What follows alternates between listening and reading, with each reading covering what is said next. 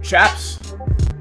Of course, we're live today on this beautiful Wednesday. Blessings to everybody in the name of Jesus, Yeshua the Messiah. Even if you're not religious, I still pray you and your family are super blessed as we're inspecting the price action today. Wow, would you look at that? We've got a plunger in hand. We got a Pikachu hat on. We've got the monocle. Ladies and gentlemen, here we go. We are getting right into this juicy price action. Title of the video today: small pump before massive dump. And that's exactly what we're going to be asking today. We're going to be asking the question, analyzing the Bitcoin price action today. We're about to get a small pump before a large dump. As you can see, we're still long from last night, baby. All right, last night, if you were in the live stream, you saw me enter this trade. You saw it when it was still in the red. I went over why I was in this trade. If you were in my live stream yesterday morning, I told everybody I was looking for a trade from this level, which is why you need to subscribe to the channel. We're the first ever YouTube channel. Well, how do I say this? I am the first ever, personally, the first ever. Here's a picture of me back in college after graduating with a degree in trans, non-carbon, binary emission, gender studies, being $500,000 in debt, no job. But here's the thing. I'm the first ever trans, non-carbon, binary emission, gender studies to ever reach 200,000 subscribers on YouTube. Jason Casper, let me tell you, that man is something else. A true warrior for change. He's the first ever trans, non-carbon, binary emission, gender standards major to ever reach 200,000 subscribers on YouTube. So smash up the like button, guys. Make sure to subscribe to the channel because we are bringing you the juiciest TA here on YouTube. Shout out to everybody in the chat right now. All right. Shout out to My Crypto Goods. All right. Shout out to Ferit. Shout out to Netto JPS. Shout out Loud Dump. Shout out to Chip Chocolate, baby. Shout out to Han. He says longs are traps. Time to send it all the way down. All right. What price will it hit before crashing, Tony English? We're going to talk about it. This could be it. All right. We're getting to some serious back testing right now, guys. All right. We will talk about it in the stream. All right. Shout out to Crypto Coons holding it down with the wrench. Shout out to Ted Lee. How high is it going to go, man? We're going to talk about it. Look, I am not taking profit on this long trade yet. My personal plan with this long trade is I am not going to take profit on this thing until we get to 60,000 US dollars, baby. Are we going to get to 60,000 US dollars?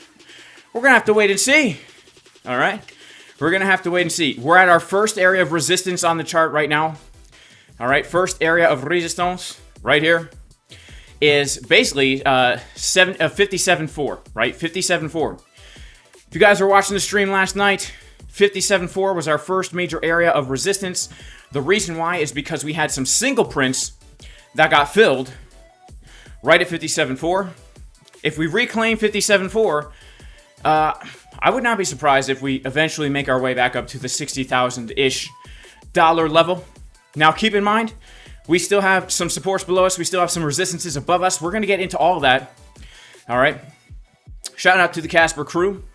All right. Short trade. Bam, baby. $20,000 in profit. Set up given in advance in the best trading community in the world at jasoncaspertrading.com.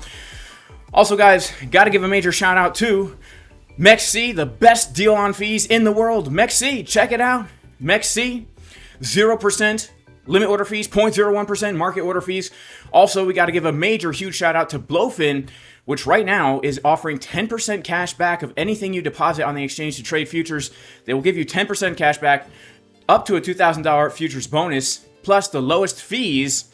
If you use my link, they'll upgrade you to the VIP 2 level fees. So let's pop right into the Bitcoin chart, discuss what is happening, what has happened, what's going to happen next. All right, thank you. Shout out to everybody who has liked the stream, guys. We got 900 people in the house. If we can get 1,000 likes in the first half hour, we will be doing a $1,000 giveaway. So let's discuss what has happened last night. All right, last night we came down and we took the liquidity from this low. All right. 56,057. Now, again, on the stream yesterday, we understand that there was an area of support that we were looking for long trades from. That area of support was basically that low down to this Fibonacci golden pocket right here. And I've been saying for quite some time that if our bullish scenario is going to play out, and our bullish scenario, by the way, guys, all right, I'm going to give a bullish scenario, and then we'll talk about the bearish scenario. I'm leaning more bearish, but there's still a bullish scenario that we can trade. This is our low. This is our higher high.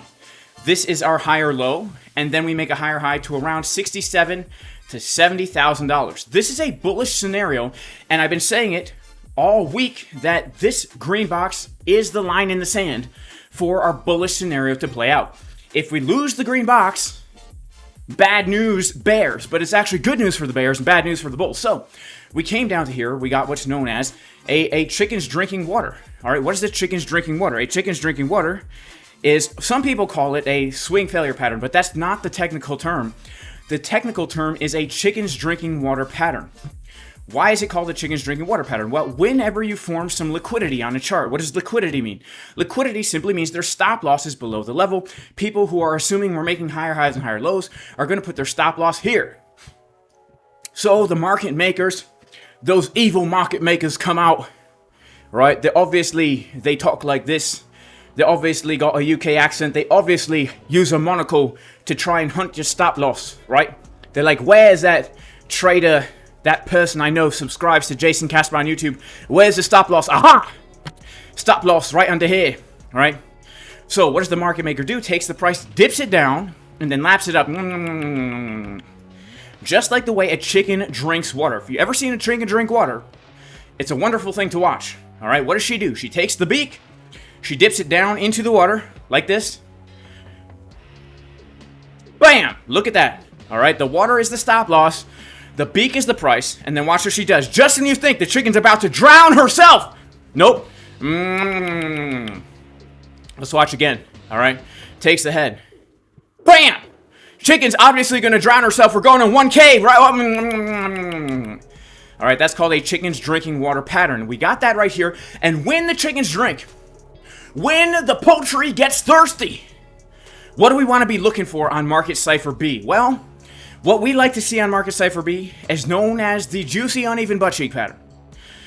And last night, if you guys know, when I opened up the trade, and it was in the red at the beginning of the stream, the reason I took the trade is simply because I saw the chickens drinking, and when I looked at the chart, I said, well, by golly, I see a juicy left butt cheek, but a skinny right butt cheek on Market Cipher B on the 4-hour. In fact, if we just take the cheeks and we drag them onto the chart, what do you know? Would you look at that? By golly, George, put me on a tractor, call me Aunt Sally, and give me a glass of raw goat milk. We indeed see the uneven butt cheek pattern right here. And even on the 3-hour time frame, we are seeing it here as well, okay? Actually, technically speaking, on the 3-hour time frame, we are seeing the uneven Sam Bankman-Fried man boob pattern. Not only are the man boobs getting higher as the price is getting lower, but also the money flow, right? When we look at Sam Bankman-Fried's chest, for some reason, we don't know why, he only does decline dumbbell presses on the left side, nothing on the right side. But look at the money flow. Getting higher over time. Wow, beautiful. We clearly see Sam Bankman-Fried's beautiful breasticles on the chart. And so, is there a chance that we get a big move up to 67K? Well, yeah, there's a chance, guys. There is a chance. What I want to see right now for this bullish scenario to play out is our daily time frame. Daily time frame needs to print a green dot, which we have not seen. All right, yesterday it looked like we were going to print a green dot. And I was long yesterday. You guys saw yesterday morning I was long from here. Yesterday night I was long from here. I'm taking these little scalp longs along the way down, seeing if they're going to turn into a little bit more than just a scalp long as we're approaching $58,000, baby. All right. If this green dot confirms on the daily, which is not even printing yet, then I'd say 67 to 70K is next. Why do I say that? Why? Let me explain why. Because, once again, all right, this is a bullish scenario. We made our low. We made our high. Now we're making a higher low from key support. Then you make your higher high, right? This is a bullish scenario.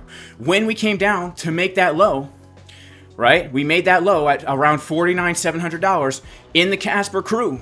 We took that long trade because we understood this was a level of key support where we could see a major reversal from. I let everybody know I was taking this trade in the Casper Crew VIP New York Open live stream at jasoncaspertrading.com to join the community, all right? Talk about Talk about shilling my dang stuff in the middle of a sentence. Wow. Now, what is happening on the chart at the moment? Well, you can see that we do have the 4-hour momentum waves printing a green dot right here. If this confirms, that will be a confirmed 4-hour bullish divergence. Here's why I'm still a little bit bearish. All right. First of all, I still expect lower here. I'm not necessarily convinced that this is going to lead to a big push. Why? First of all, the daily time frame had the opportunity to print the yesterday, but didn't. And when we look at the yellow VWAP, the yellow oscillator thingy on Market Cipher B, whatever it's called, we don't know. Nobody knows. It is a VWAP. It's not a VWAP. We don't know what it is. We don't care what it is. This yellow line right here on Market Cipher B, I'm going to go ahead. I'm going to make it an area. Well, hang on. I'm going to go ahead and make it an area instead of a line. All right. Boom. See this yellow area here? See how it's pointing down like this? Not a good sign. Not a good sign. This is showing us more downside is likely. All right. We go to the 4-hour time frame, and we have to acknowledge the fact that we have seen bullish divergences here throughout the entirety of this whole section, right? Look at this. We had a bullish divergence on the 4-hour right over here, right? We had an uneven butt cheek pattern right here. All right, go ahead. We take it. We take the cheeks. We stretch them out. We take a screenshot. We pop them on the chart. Bam, boom, bang, baby, boom. All right, look at this. What happened? Lower high, lower low. We had it again right over here. Uneven butt cheek pattern, right? What happened? Lower high, lower low. Now we have it again, uneven butt cheek pattern. I'm not so convinced right now of these uneven butt cheek patterns. The cheeks are deceptive, all right? Dolores at the diner, coming out with your coffee. Here's the problem. Because her butt cheeks are uneven, the coffee never makes it to your table. Because when she's walking, she's limping along because one butt cheek is stronger than the other and she can't walk straight, and she's spilling your coffee all over the place, and by the time it gets to your table, there's no more coffee in the dang cup, and the price just rolls over and makes another lower low.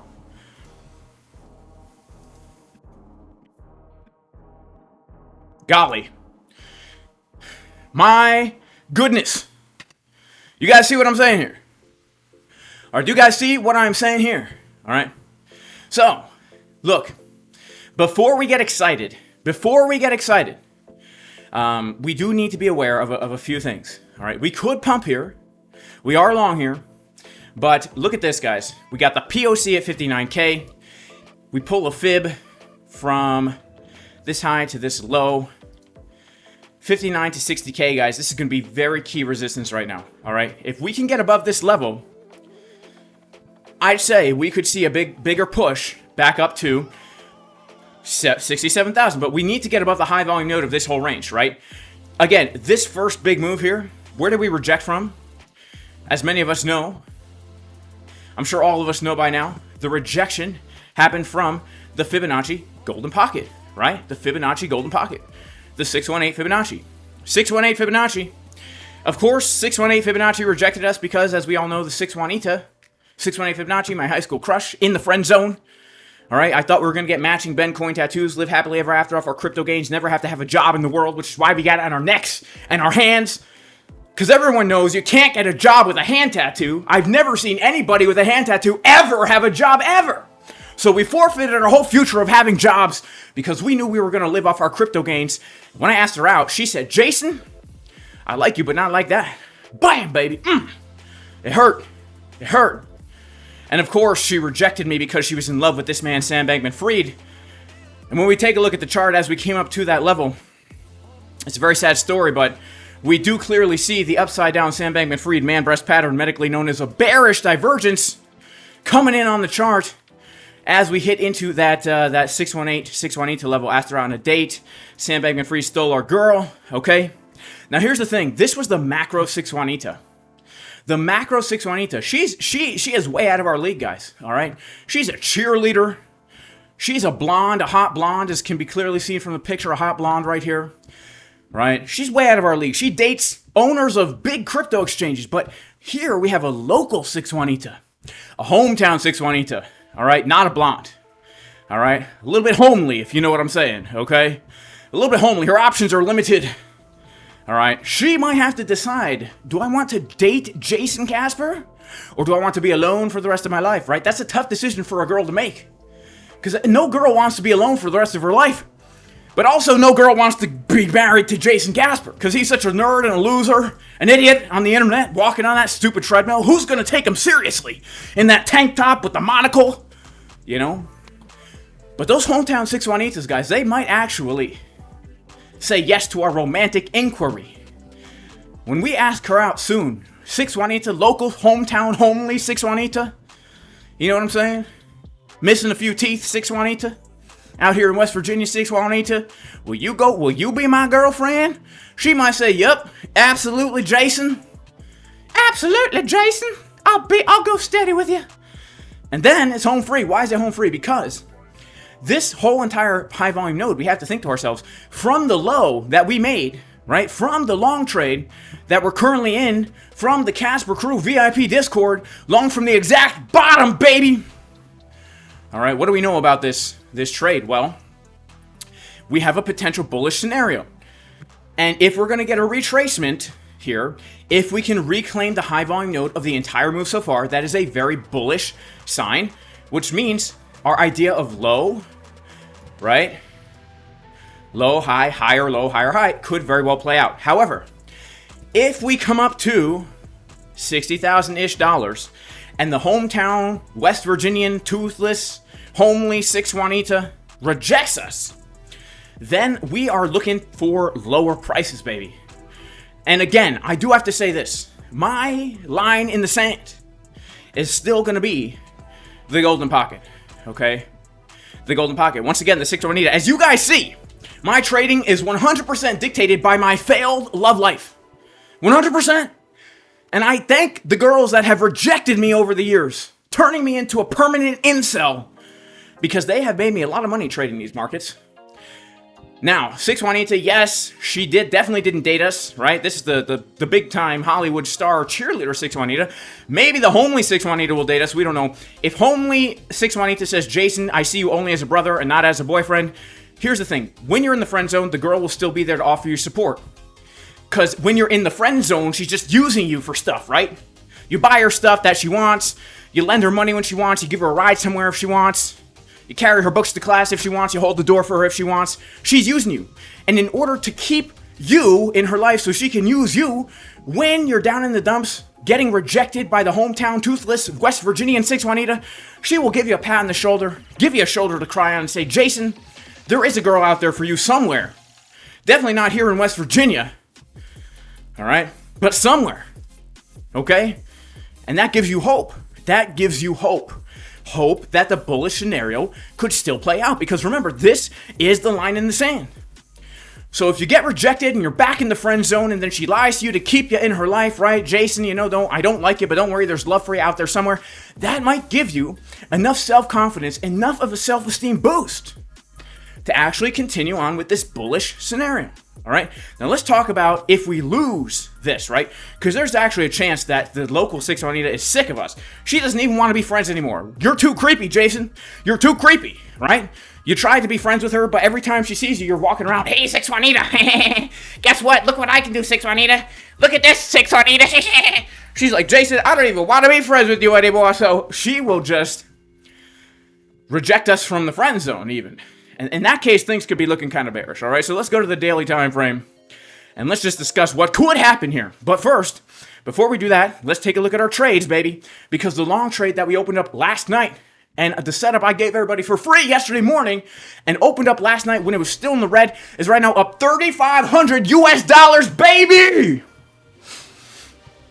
Look at that. Okay, wow. Amazing, amazing, amazing. So, back to our chart, okay? Make sure to smash the likes, guys, because, look, we got 1,200 people in the chat. We only have 390 likes. If we get 1,000 likes within the designated time limit, we will give away $1,000. $1,000. We're trying to give away $1,000. Okay? Now, if we lose 55K, then where's our next area of support? Guys, it's going to be 43K. It's going to be 43K. Why? Why 43K? Reason being, guys, it's the only support that we have from January. It's the Fibonacci golden pocket from last year's low to our all-time high. It's the high volume node of January. It's the value area high of the last 4 years of price action. It's the trend line of the entire bull market, and it's the downward sloping trend line of this little consolidation. Which means this could very well be a massive area for if the bull market continues, which some people are already saying, Jason, the bull market's over, okay? The bull market's done. You stupid idiot. It's done, all right? But Jason's here saying, look, if we're going to keep on pumping in this bull market, if the bulls are back, baby, they're just taking a little break. But if the bulls take a little hibernation and come back, this is where it's going to be from. And if we lose this, oh my goodness, I cannot even imagine what could happen. Why? Because we are now back inside the massive range, and our only support below that is the low 30s, okay? So what do we do in a situation like this, guys? What do we do? I'll tell you what I do. We just mark our key levels on the chart. We take a trade if we see a setup. We lock in a take profit. And then we just forget about the trade and look for the next one. That's the best way to do it. Otherwise, you're getting so confused and scared, nervous, and leveraged long without a stop loss. Come on, we don't want that. All right, we don't want that. All right. Now, shout out to all our super chats in the house, baby. All right. Let's see. Who we got in the chat? All right. Lay Derail Show says, Jason Jasper is a scammer and a liar. I'm a scammer and a liar. All right, shout out to Max Hash. Where did I learn TA? All over the place, man. All over the place. The internet. People in my life have taught me TA. All over the place. All right, shout out to Splashfire Films. Shout out to Dino. Shout out to Meme Coin God. Shout out to Allison. Shout out to Han. Shout out to Google Cray. Can I explain what is a trapped trader?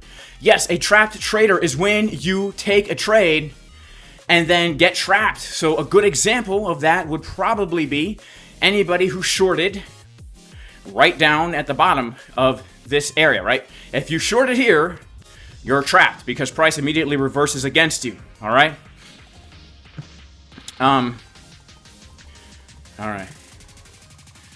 Shout out to Splashfire Films. Shout out to Mike McCarthy. Where's your hug?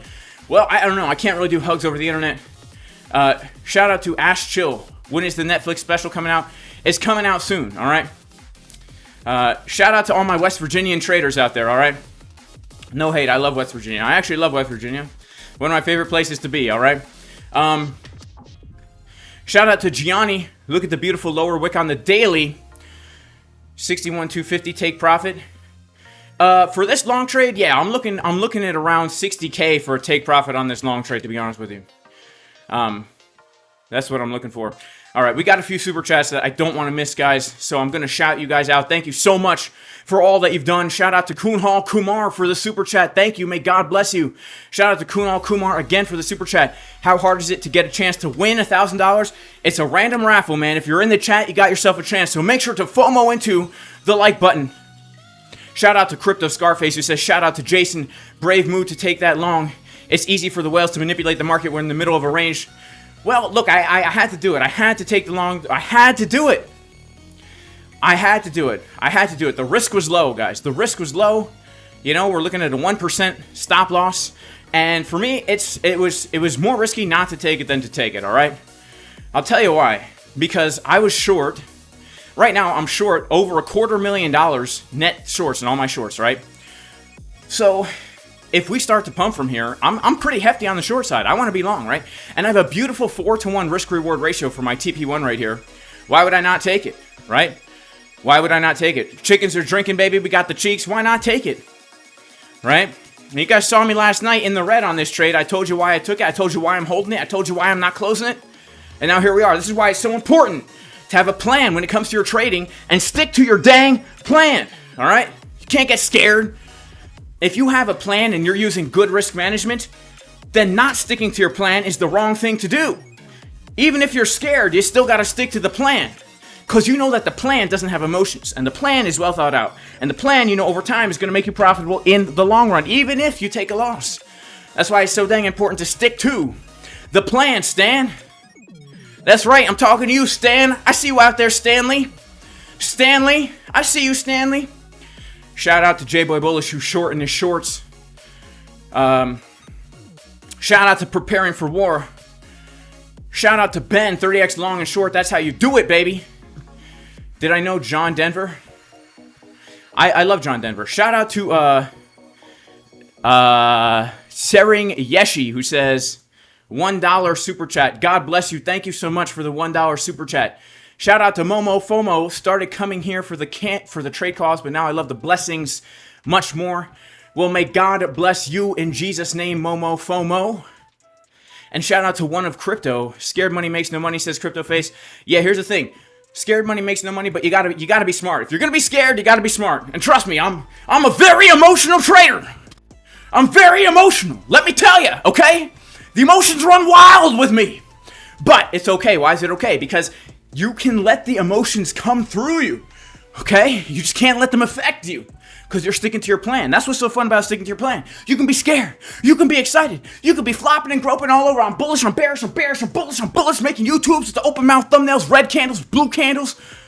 Rah! You know? But at the end of the day, you're sticking to your plan. It doesn't really matter, right? Exactly. You guys know what I'm saying. Shout out to Stanley. Shout out to Sam J. He says the greatest trader in the game, but that's not true. Not even close. Shout out to Samuel from the Philippines. Much love to you. Shout out to Crypto Specia, who says, hello, Casper. Shout out to Mr. Moon. Shout out to J-Boy Bullish. He says, John Denver's full of poo. Is that because, what, he pretends to be like a country guy, but he's not? All right, shout out to Mihai Pinzairu. He says, oh boy, I've been trying to get some help to buy my first car. Nobody wants to help. Jason Casper, do you mind if I post my link here? Well, here's the thing, bro. I honestly don't mind. I don't mind. The mods might mind, right? The mods might say, don't be doing that because that's kind of scammy, bro. Asking for money. But personally, nah, I don't really care, all right? But if the mods care and they ban you, hey, I've given the mods authority, right? They could do what they want. They could do what they want, man, all right? Shout out to Mike McCarthy. Let's hear the pump song. Yeah, let's get a little pump song going, baby. Look at this. We're at $4,000 right now, baby. That is nuts and wild and crazy and amazing and juicy and all that kind of stuff, right? All that kind of stuff.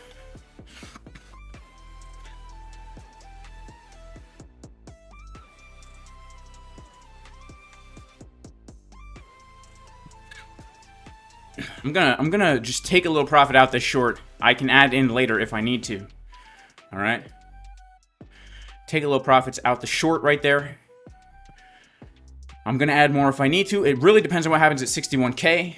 This short trade, here's the thing. If we retrace higher than this, I am looking for shorts above this. If we don't retrace higher than that, if we do something like this and we reject from the POC, I will simply just add to the short trade and make my entry probably somewhere around here, right?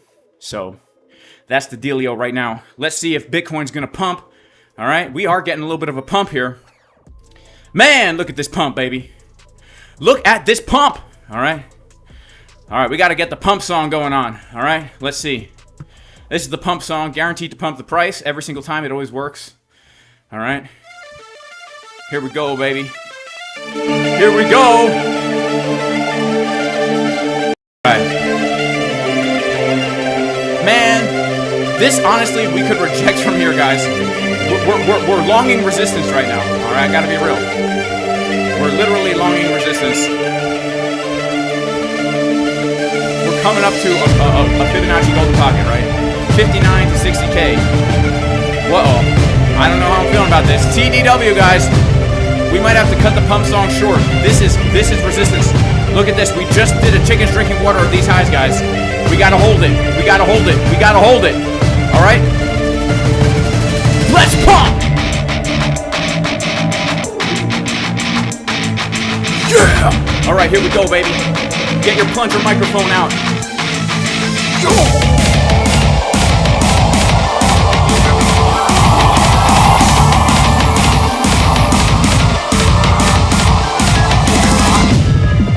Come on, we gotta hold this level, baby. We gotta hold the level.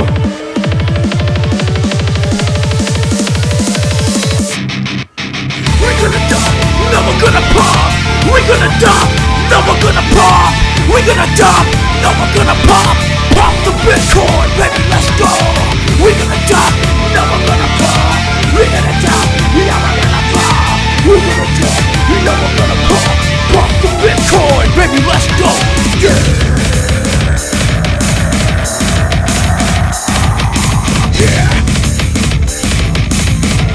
go. Let's pump! Alright, we gotta get our monocles out and inspect the price action. What's happening here? Looks like we're losing money, come on! But sometimes the song does have a delayed effect. Alright? It's got a delayed effect sometimes. Hopefully this is one of those times. We're gonna die! We're gonna die! We're gonna die! Pump the Bitcoin, baby, let's go! We're gonna die! Yeah, we're gonna die! We're gonna die! Yeah, we're gonna die! We're gonna die! Yeah, we're gonna die! Pump the Bitcoin, baby, let's go!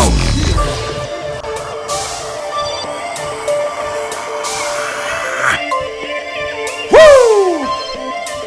What's my TP? Around between 60 and 61K.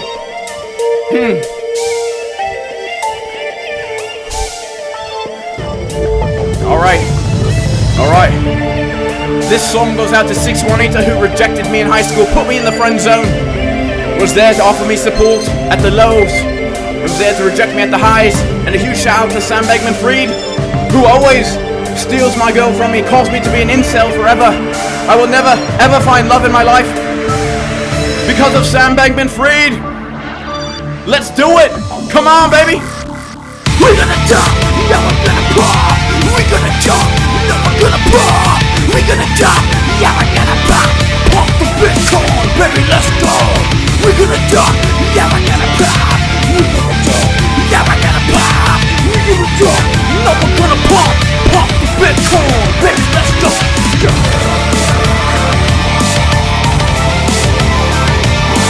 Yeah! We're pumping Bitcoin, baby! Yeah! We're pumping Bitcoin, baby! Yeah! We're pumping Bitcoin! Yeah! We're pumping Bitcoin! Yeah, we're gonna die! Yeah, we're gonna pop! Yeah, we're gonna die! No, we're gonna pump right now! Woo! Shout out to Summit! My man, shout out to Brett PG, baby! Do you guys think I'm on roids? What do you guys think? Am I on steroids? Let me know, baby, in the chat. Can you be this juicy natural? Let me know, baby. All right, stop losses are for kitty cats. All right. Stop losses are for kitty cats, baby. Says elite, easy. All right. Here we go, baby, come on. Let's see if we can hold this, all right? Let's see if we can hold it. I think we can get another little pump, all right? We're gonna be here for a while, guys. All right, we're gonna stick around all day on this stream. All right, this is gonna be a good stream today. All right. I think we can get the pump. All right.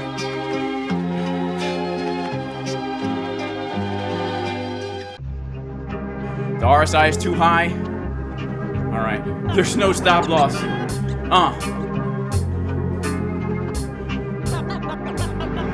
Yeah. Yeah. Alright. Yeah. Alright. Yeah. Alright. Let's go, baby. Yeah. Hey.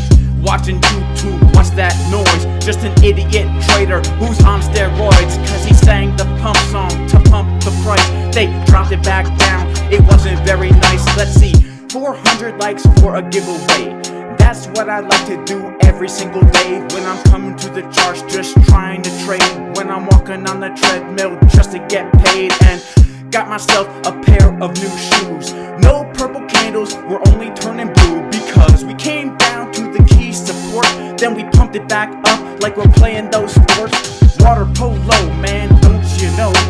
Every single day with my crypto flow, because in the chat they say I'm on the juice. Jason Casper, this man is too loose, cause he puts the clip on his nose. Pludger on the face, that's how he goes. We get it, my bro, you're a nut case. Hopefully the prophets can take their place so I can live to go another day. Go downstairs, my wife says, hey Jay, did you make enough for us to eat some food? Big Butts 28, you put me in the mood to go back to the charts so I can trade. Making the gravy, just trying to get paid. Void rage, better than road rage. Sit out, my man, hopefully we turn the page. Splash Fire Film says LOL. Meme coin says fire, like hopefully we don't up to hell. But then D said you had a girlfriend. No man, I'm an incel. Haven't you hand? Cause I'm up here trading Bitcoin on trend. Got the juicy gains and I'm hanging with my friends. Just kidding, I don't have any friends, but I just bought myself a new Mercedes-Benz. Shout out Dave Digital up in the chat. He says, firing lyrics off, now what about that? Elite Way says hot sauce fire, my man. Charlie says great song. Put it in the can of beans, if you know what I mean. No red candles, cause we're only turning green. Brazil is here, maybe. Rodrigo says maybe. Hopefully we go outside and look for some ladies. Just kidding, cause I'm an incel for the rest of my life. Trading Bitcoin and I'm catching the knife. Longer from the bottom and I'm shorting the top. Pumping to the golden pocket, it hits the spot. Shout out to my man Summit. Hopefully he does not smell my right armpit, because I haven't showered in about 5 days. What do you say? I'm stuck to the charts when I'm trying to get paid.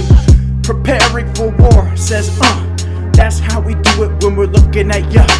Shout out to Pineapple 888, 100%. Jason Casper sounds great. Then we got the fruit market smashing the lights. Crypto Coons is riding his bike. Then we got Follow Baba, incel to trend, when we're chilling on the farm with our Mercedes-Benz. Video Kingdom says ha ha ha. Jason Casper, what? You wearing a bra?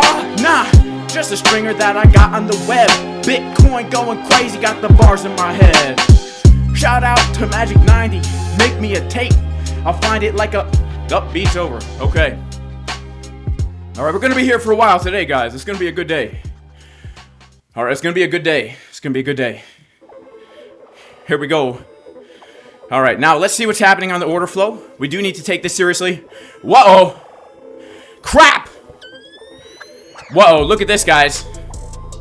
Look at this. Alright, simple CDW. Chickens drank the water. Alright, it can work the other way. You guys remember chickens drink water? How it looks? Alright, let's see. Let's see. Gonna pop on over to our chickens drinking water. Alright. Alright, look, the hen. She takes her beak, she dips it into the water. Bam! Right, you think she's gonna drown? Alright. That's called a chicken's drinking water. And unfortunately, the unfortunate reality, guys, is that we just did that right here. Now, the question everybody's wondering, do we have bearish divergences? This is definitely an area where I should take a profit one, but I'm going to stretch for a little bit higher, baby. You know why? Because I'm managing my risk the way I'm managing my risk, all right? I'm managing my risk the way I'm managing my risk, baby. Now, we're going to pop on over to Market Cipher B, take a look at the chart, and what do we see? All right, give me 1 second to pull up the chart. Make sure to smash up the likes, y'all. Hans has a massive rejection from here, bear divvies. Let's check it out, all right? 12 minutes. Let's put on Market Cipher B. You know, we don't actually see a bear div here. It looks like we're going to get a bit of a retracement. We have an oversold wave, which could lead to a significant move to the downside. I don't see a bear div on the 6 minute. Let's check out our order flow chart. How's she looking here? So this move to the upside happened on a big decrease of OI, which is a very weak move. Which means we're probably going to get a rejection from here, guys. We're most likely going to get a rejection from here because there's no longs pushing the price up. And a lot of shorts have taken profits or gotten wrecked here. Yeah, longs taking profit. I'm sorry, longs are taking profits. Shorts are getting wrecked. And there's no real volume coming in here. So there's a chance we could get a bit of a correction here. And if we get a correction, all right, let's discuss. Let's say the bottom is in, right? If the bottom's in here, let's go ahead and pull some fibs. Yeah, so if the bottom's in, guys, we're looking probably to get a retracement back down to around 56. Let's see. Honestly, I wouldn't be surprised if we take out the... Was this was the New York Open low? I hope we don't take the New York Open low. I wouldn't be surprised if we don't come back down to test this high volume node, right? We could get a swift move down to this area. All right, let's wait and see. All right, maybe this is our small pump before the dump, but this is definitely, look, if you are trading this and you're not like me, and you're gonna just I understand the long trade I'm in. I'm risking $1,000, and that's totally okay with me. If you are in a long trade from yesterday's CDW, this is definitely a take profit one. All right, don't be crazy, because here's the deal, right?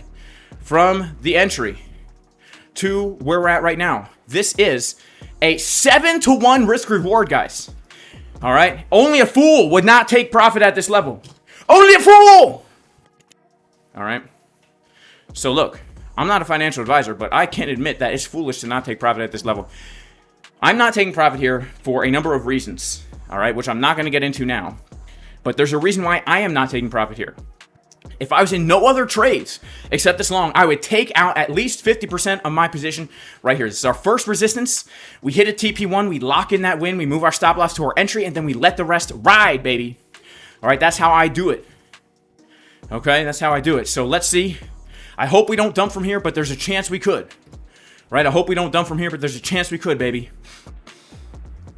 All right, Preparing for War says people are long in the top on CoinLies. 6 minute needs to confirm. Shout out to Elite Way Easy. I subbed. Shout out to you, my bro. God bless you, man. May the Lord Jesus bless you. Shout out to Crypto King. Shout out to Zen. Just paid rent. Now I only have $20 to make some moolah. Good luck to me, and hit those likes. Yeah, all right, let's see. So we didn't get our 1,000 likes in the first half hour, but now let's see if we can get 1,000 likes in the first hour. We'll still do a giveaway, all right? We'll still do a giveaway. All right, so Chip Chocolate says tracing to 56 is no good. We must keep the yearly val at 57.8. All right, shout out to Chip Chocolate, one of the best traders in the world, all right? See, people say I'm a good trader, but that's because good traders don't have YouTube channels like Chip Chocolate, right? Chip Chocolate's a legit trader, all right? I'm just a YouTuber. There's a big difference. Now, Chip Chocolate says we must hold this level, which is the yearly value area high. He brings up a good point, okay? So I take Chip Chocolate's analysis very seriously. So I'm going to mark out this level on the chart. And I'd say even we could give it a little zone here because it was our consolidation, all right? And then it was our resistance. So this is the Chip Chocolate level right around here. Let's see. Chip Chocolate wants to hold this level.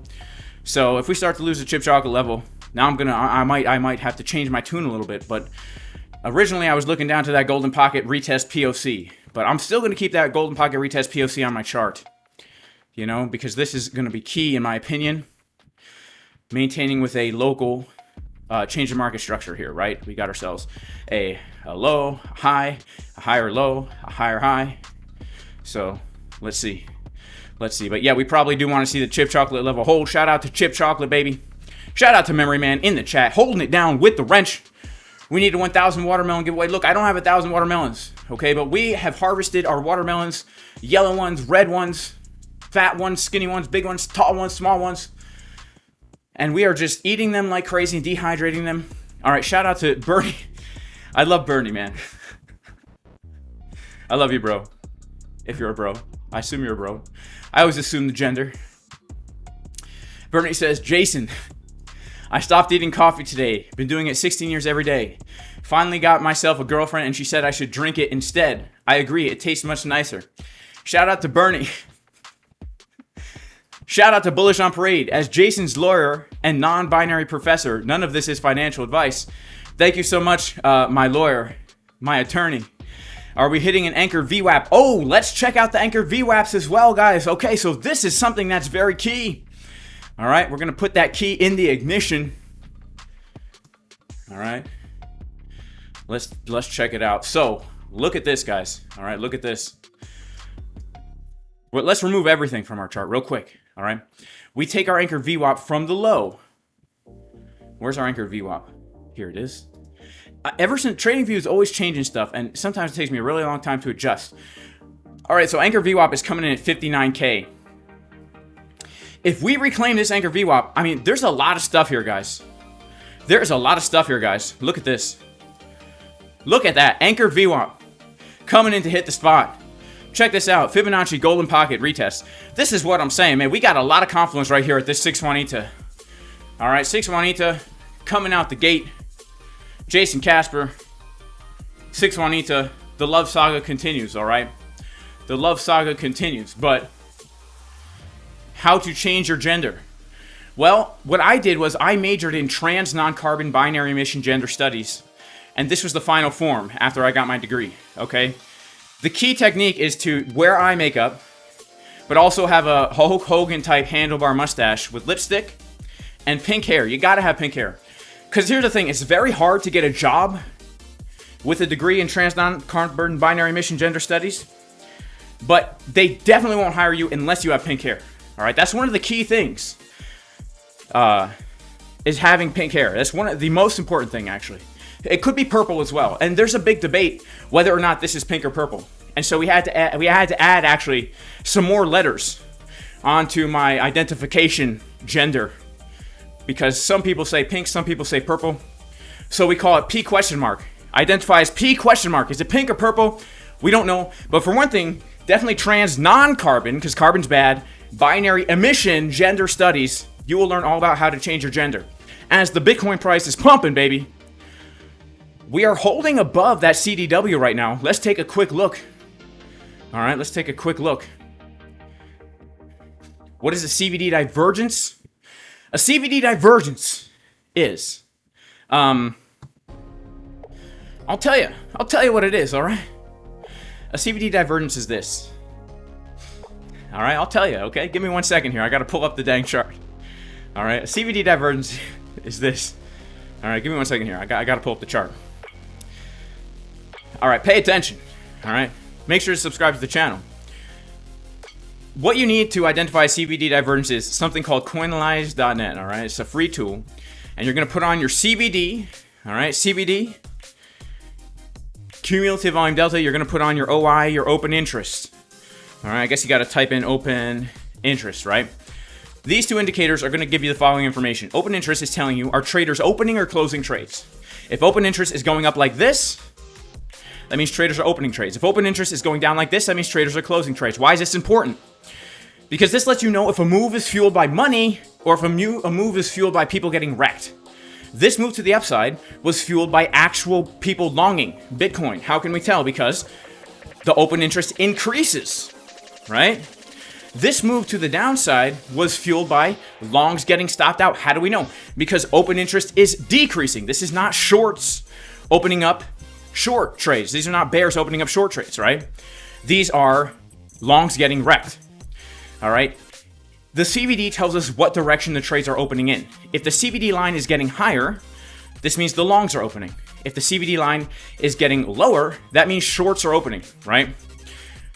So what you want to do to identify a strong move is see a move that's accompanied by an increase of open interest and the CVD going in the direction that you would assume the CVD to go in. If we see price getting higher over time with an increase of open interest and the CVD is telling us that trades are opening long, right? Open interest is not telling us whether or not people are longing or shorting. It's simply telling us trades are opening. In order to determine whether or not the trade is a long or short, you look at the CVD. If the CVD is getting higher, you know that the trades opening are longs. If the CVD is getting lower, you know that the trades opening are shorts, right? So what you're going to do is you're going to look for a discrepancy in what should be happening and what is happening. For example, right here. All right, let's take a quick look at this. When we look at what's happening right here, for example, we can see that over time, there are open interest is increasing, right? Open interest is getting higher over time. From this point, this high, to this point right here, this lower high, we see two things.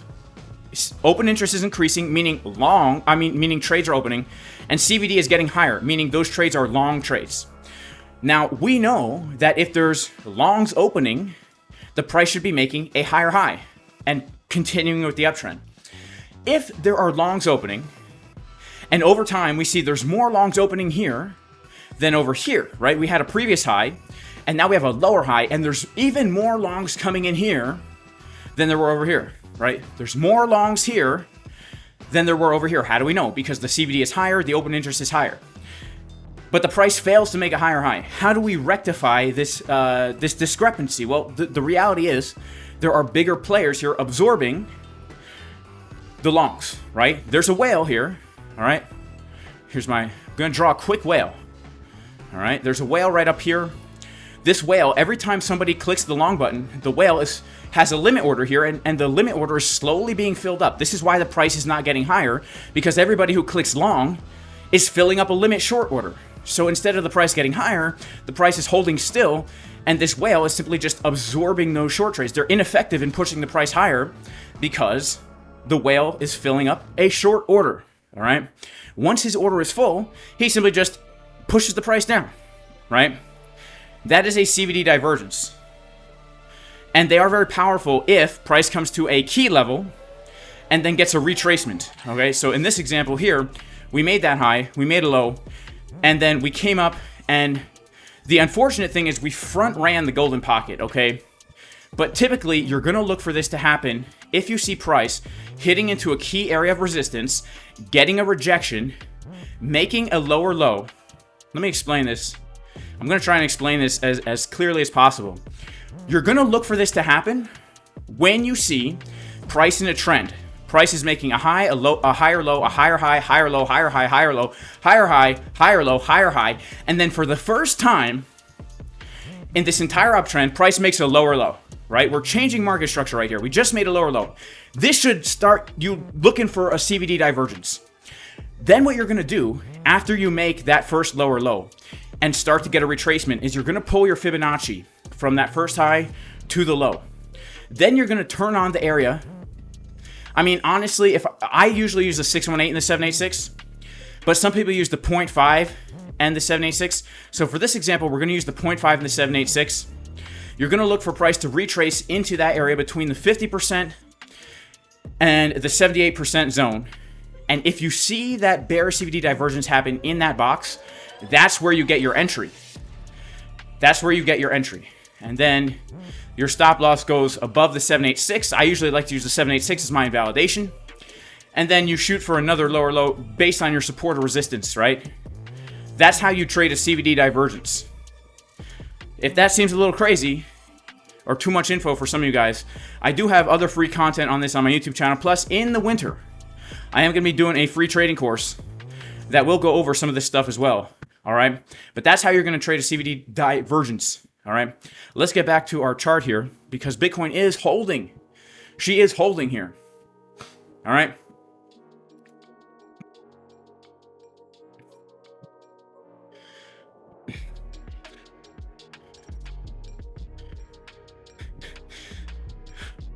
Shout out to Fruit Market. Those who don't like the video will hit the stop loss. It's scientifically proven.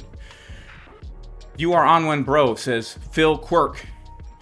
Jockey says, nom nom nom nom nom nom whale. Splashfire Films with the whale. Liberty in trust. Looks like an orca instead of a whale. People are openly interested. That's right. Open interest going up. People are openly interested. They're putting their dang money where their mouth is, right? All right, let's clean this up a bit here. Let's clean this up a tad. All right, so if we lose 58.2, then we're coming down to the chip chocolate level at 57.8. We lose that, we're coming down to 56.6. Let's see if we don't hold this right now. We're going to take a quick look once again at exo charts to see what's happening here in a very low time frame. Because we are starting to see open interest kind of tick back up here. All right, let's take a quick look-see. Take a quick look-see. What do we see? Ooh. Actually, we're seeing some slightly bearish CVD forming right here, right now. Slightly. Nothing too crazy, actually. But, yeah, big decrease of OI. Look at that. That's so nuts. All right, let's go to our 5-minute time frame.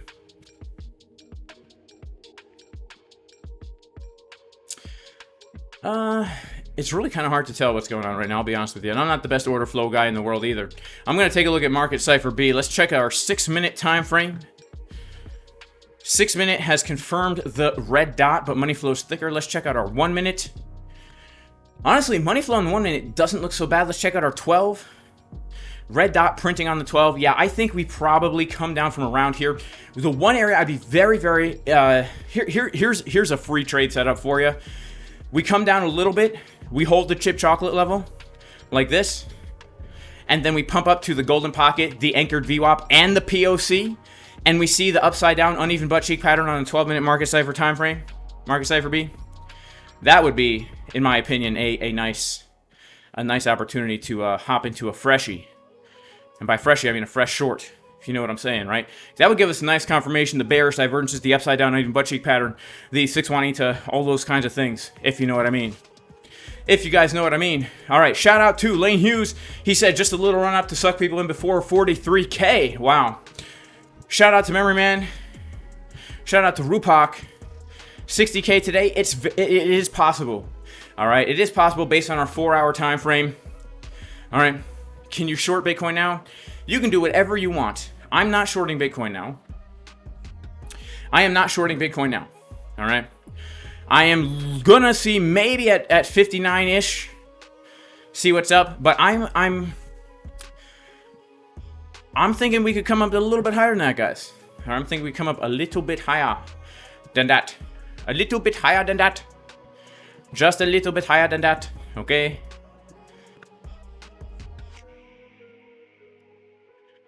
All right. Do I have any other indicators if you can't afford Market Cipher? I mean, I just love Market Cipher. I gotta be honest with you. All right, so OG Blockchain also thinks, as the title of the video says, small pump before massive dump, baby. All right. Shout out to Bandit. Shout out to Mike Marcello. Yearly open is 42.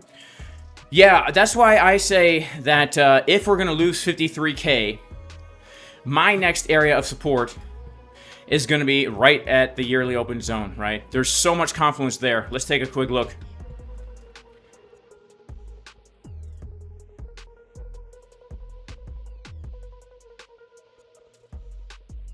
You guys see all the confluences there?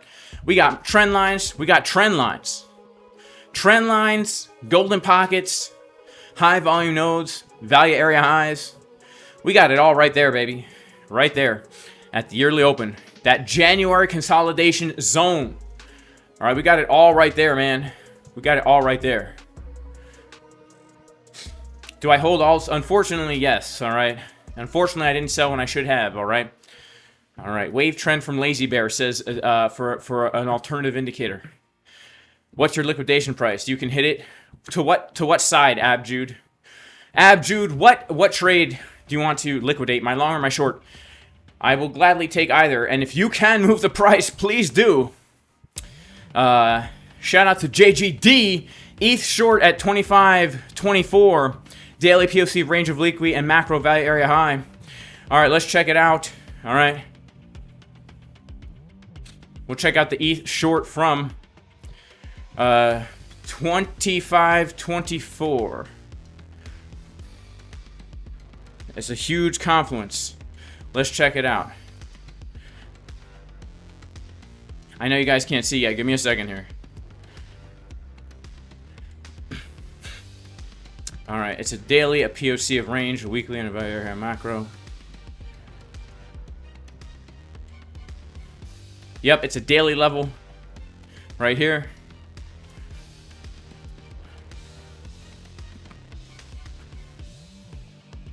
It's a POC of range. Let's check it out.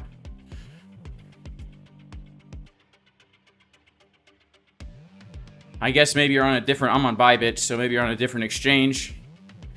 Or maybe we got to go to a lower time frame here. What else is it? It's a value area high. Or maybe you're looking at this range. Okay, I see what you're saying, bro. Okay, I see what you're saying. All right. Is it anything else here? Do we have any golden pockets? Nope. Nope. All right, so my man's looking for an ETH short right here. I mean, it is a nice confluence, I do have to say. It is a nice confluence. I would be a little bit, yeah, that's definitely a good place to look. All right, that's definitely a good place to look. For Bitcoin, I'd say it's 59 massive confluence on Bitcoin. But here's the thing. This 4-hour green dot could push us up to 60 to 61K, right? This could take us back to the top of the range. And then we could look for a rejection, right? Because that's the macro golden pocket up here. So honestly, I'm much more interested. Yeah, 59, this golden pocket, definitely interested. Definitely will probably add to my short if we reject from here. One of my shorts, but this is where I would be interested in opening up a freshie, really, 61-ish. That golden pocket value area high. We got a 4-hour order block up here. It just looks really nice, right? It looks pretty nice, in my opinion. But what do I know, guys? I ain't no financial advisor. I ain't no financial advisor. See, we sang the pump song and it worked, baby. All right. Long. Okay, you want to liquidate my long? All right. Well, my stop loss is under the low, Abjude. It's under the low. So if you're gonna move the market, let me know. I'll add to my short, bro. We'll crash it down. My stop loss is this is a legitimate stop loss down here. All right. Actually, it's probably a little bit. It's probably something like that. Yeah, go for it, man. Go for it. If you're up, it's a good time to sell. Probably get a little retrace at 59K. Shout out to Aaron G holding it down with the wrench. Shout out to Abjude. If Bitcoin doesn't move up to 65K by tomorrow, then I take it back down to 50K. Yeah, you're probably right, man. I mean, look, this bullish div has to play out. Your CBD is different. Make sure you're on ByBit USD. Make sure you're on ByBit USD. That's the exchange I use my CBD on.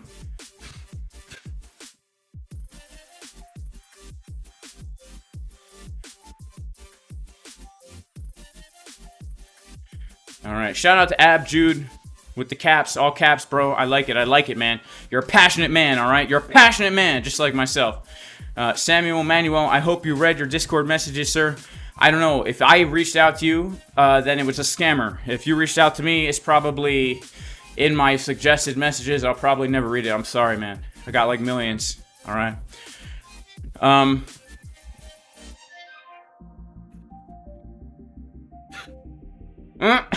My crypto good says Abjude sounds like an Indian name with the guy in the picture looks like a skinhead Nazi.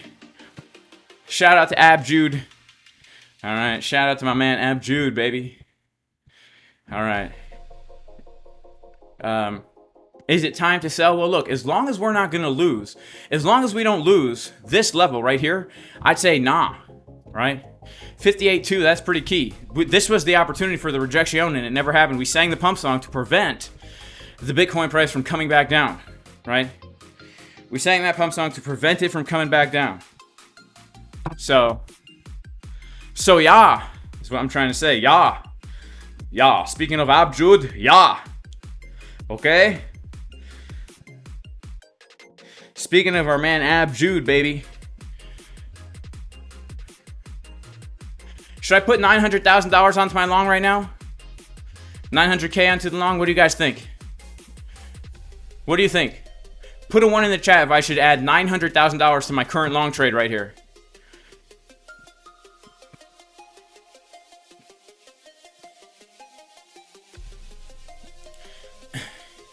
Shout out to X Sir. All right, let's take a look at some other things here. We're going to take a look at the dollar. I'm pretty sure...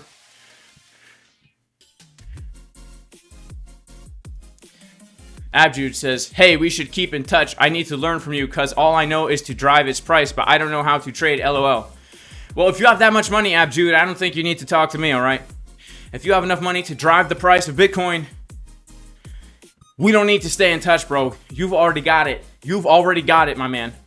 All right, let's see. Let's take a look quickly at the dollar. Okay, dollar's getting a dump. Man, this is crazy. The dollar looks like she wants to dump and then pump. The S&P 500 looks like she wants to pump and then dump. All right, this is the ES. Let's take a look at ES here. Let's go ahead and pull our fib from last high to low. Let's go ahead and pull our volume of the range here. This is the 6 hour. Let's go to the 4. Yeah, really, the ES, she looks like she wants to pump and then dump just like Bitcoin. And she is currently finding resistance at this area here. So, look at that. Support resistance flip right there, baby, if I ever done seen one. So, let's see. If the ES does something like this, we could see Bitcoin get our target. If the dollar is going to hold, maybe do something like this, dump a little bit, and then get a higher low coming in, then we could see also Bitcoin do what we want, right? That's what I'd be looking at. Chainlink. Let's check out Chainlink. Let's go to the weekly.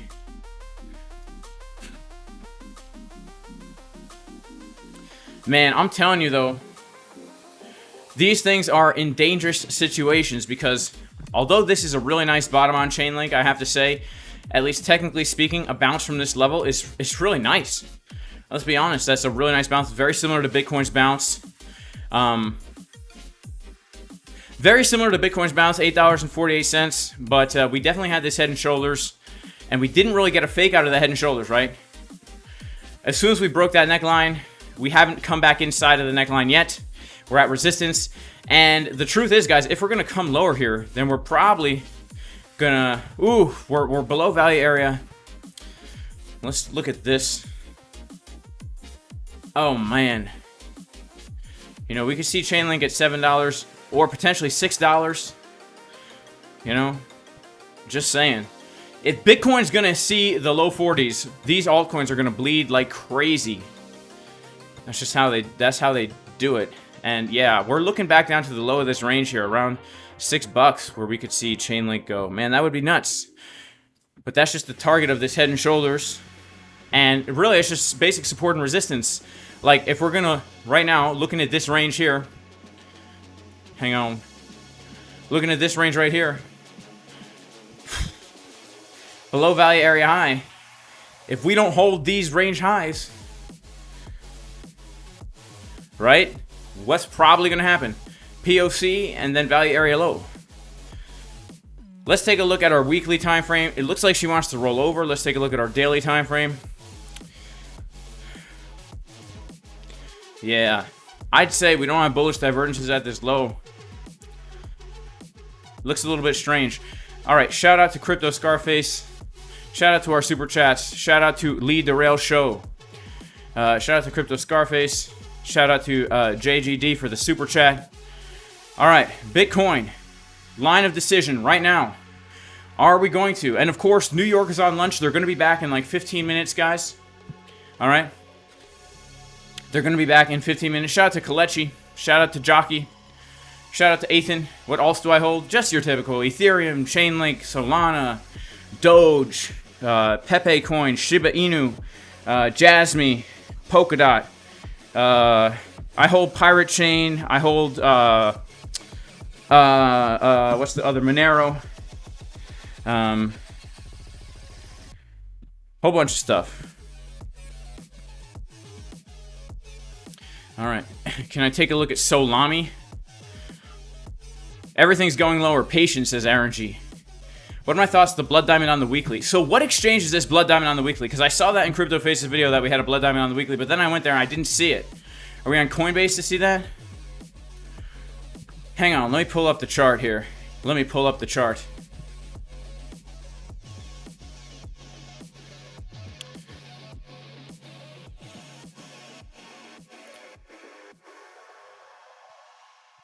Oh, okay, this Blood Diamond on the weekly up here. Well, we could say it's already played out, but here's the reality.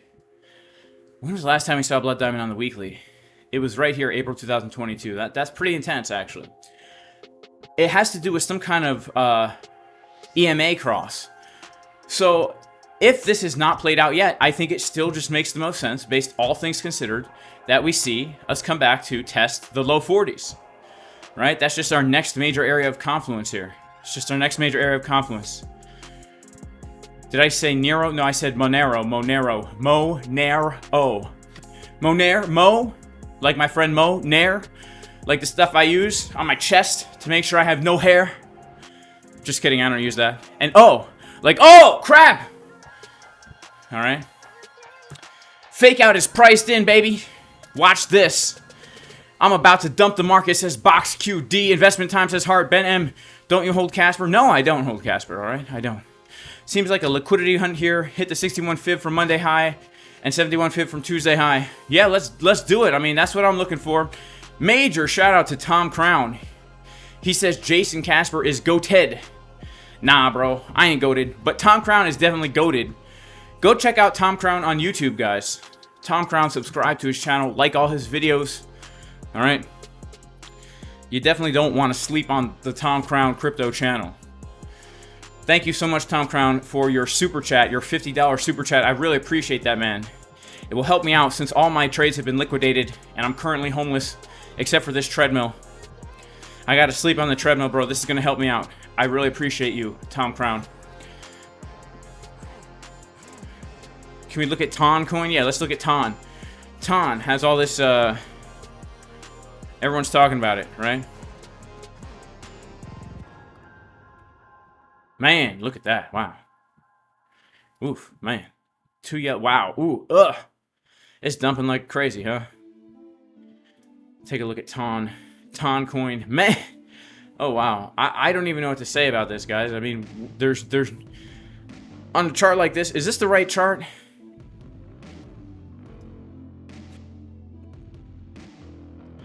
Let's go to one that has more data. Okay, here we go. This has more data on OKX. All right, so objectively speaking here, guys, we are at support. All right. We've taken the liquidity from this low for the first time since we made that low, which means one of two things. Obviously, this looks like a Bart Simpson pattern waiting to happen. If we're going to get a bounce, it's going to be from here. And if we continue in the bearish market structure, well, let's see what we got. All right, we're going to go ahead and pull our fib. We're going to go ahead and look at the volume of the range. Okay, so this is what we got. Beautiful. Beautiful. All right. If we're going to get a retracement from here, our target 1 is going to be the value area low. Our target 2 is going to be $6.50, where we would actually look for something either like this, or we look for something like this. If the Bart Simpson pattern is going to play out, we look for a lower high to come in, right? We got some, did we get bearish div here? Yeah, we got some bearish div here. Money flow coming down. I hear there was bearish news. Ton coin or something got arrested, or I don't know. I don't even care. Okay, I'll be honest with you. Don't give a crap what happened to it. But yeah, if it's going to continue bearish, the two places we look for are going to be, number 1, value area low. All right, number 2, point of control confluence with the Fibonacci golden pocket retest. That's going to be right up here. Right up here. And if we... this is support. We don't have bullish divs on our 4-hour, which makes me kind of bearish. All right. But if we're going to get an opportunity to short this again, well, these are going to be our two places, in my opinion, to look for that short. All right. I would never short it here because we're at support, but I would need to wait for some kind of retracement, right? Just like if we flip this baby upside down, right? There we go. Yeah. Flip this baby upside down. I would wait for a long trade. We would want to wait for us to come back down to support, either support A or support B, for a bounce. And honestly, the only way I would long this now is if we did something like this, right? Something like this. We go for another lower low. All right. Remember, this chart is upside down. It's the 4-hour time frame. The only way I would look for a long here in the moment is if we saw something like this, right? Where we made another low, and then we got a drive of the uneven butt cheek pattern, the Dolores at the diner pattern. You get what I'm saying?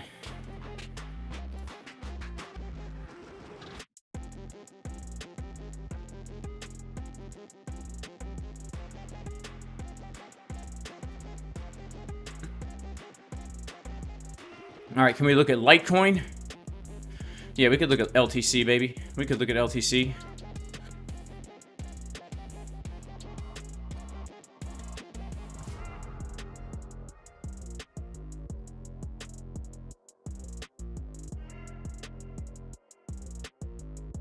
Man, look at Litecoin. All right, we'll start on our weekly time frame for Litecoin. Oh, man. So, I'll be honest, I don't really like what I see. Money flow coming down on the weekly. Momentum coming down on the weekly. I don't like that. I'll be honest. I just don't like that. We're below POC of range. I don't like that either. It's not looking bullish to me. The daily does not have bullish divergences here. I don't really like it. I'll be honest with you. This is pretty lame price action going all the way back to May 2022. I mean, I know people have made a lot of juicy gains on Litecoin because, you know, the reality is from last year, Litecoin ended up with a 100% gain. That's pretty great. But in general, I don't like where we're at right now. We're not at support. We're losing support. We're below key supports. to the upside, but we're above key supports to the downside. To me, this is just no man's land right now on LTC. You know, this is just no man's land on LTC. Shout out to Abjude. Abjude. Bro's wilding out with the caps. All right. Make Litecoin mood. I know Tom Crown is super into Litecoin. Shout out to Aaron G. He says, if you appreciate the free alpha, make sure to subscribe. Opinions on Solana. Can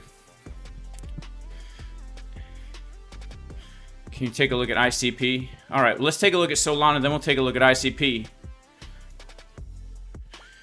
Man, Sol is in the same situation as Bitcoin, honestly. We have come down, we've taken the lows, right? It's literally the same as Bitcoin. We formed a range going all the way back to February. We've taken the low of the range.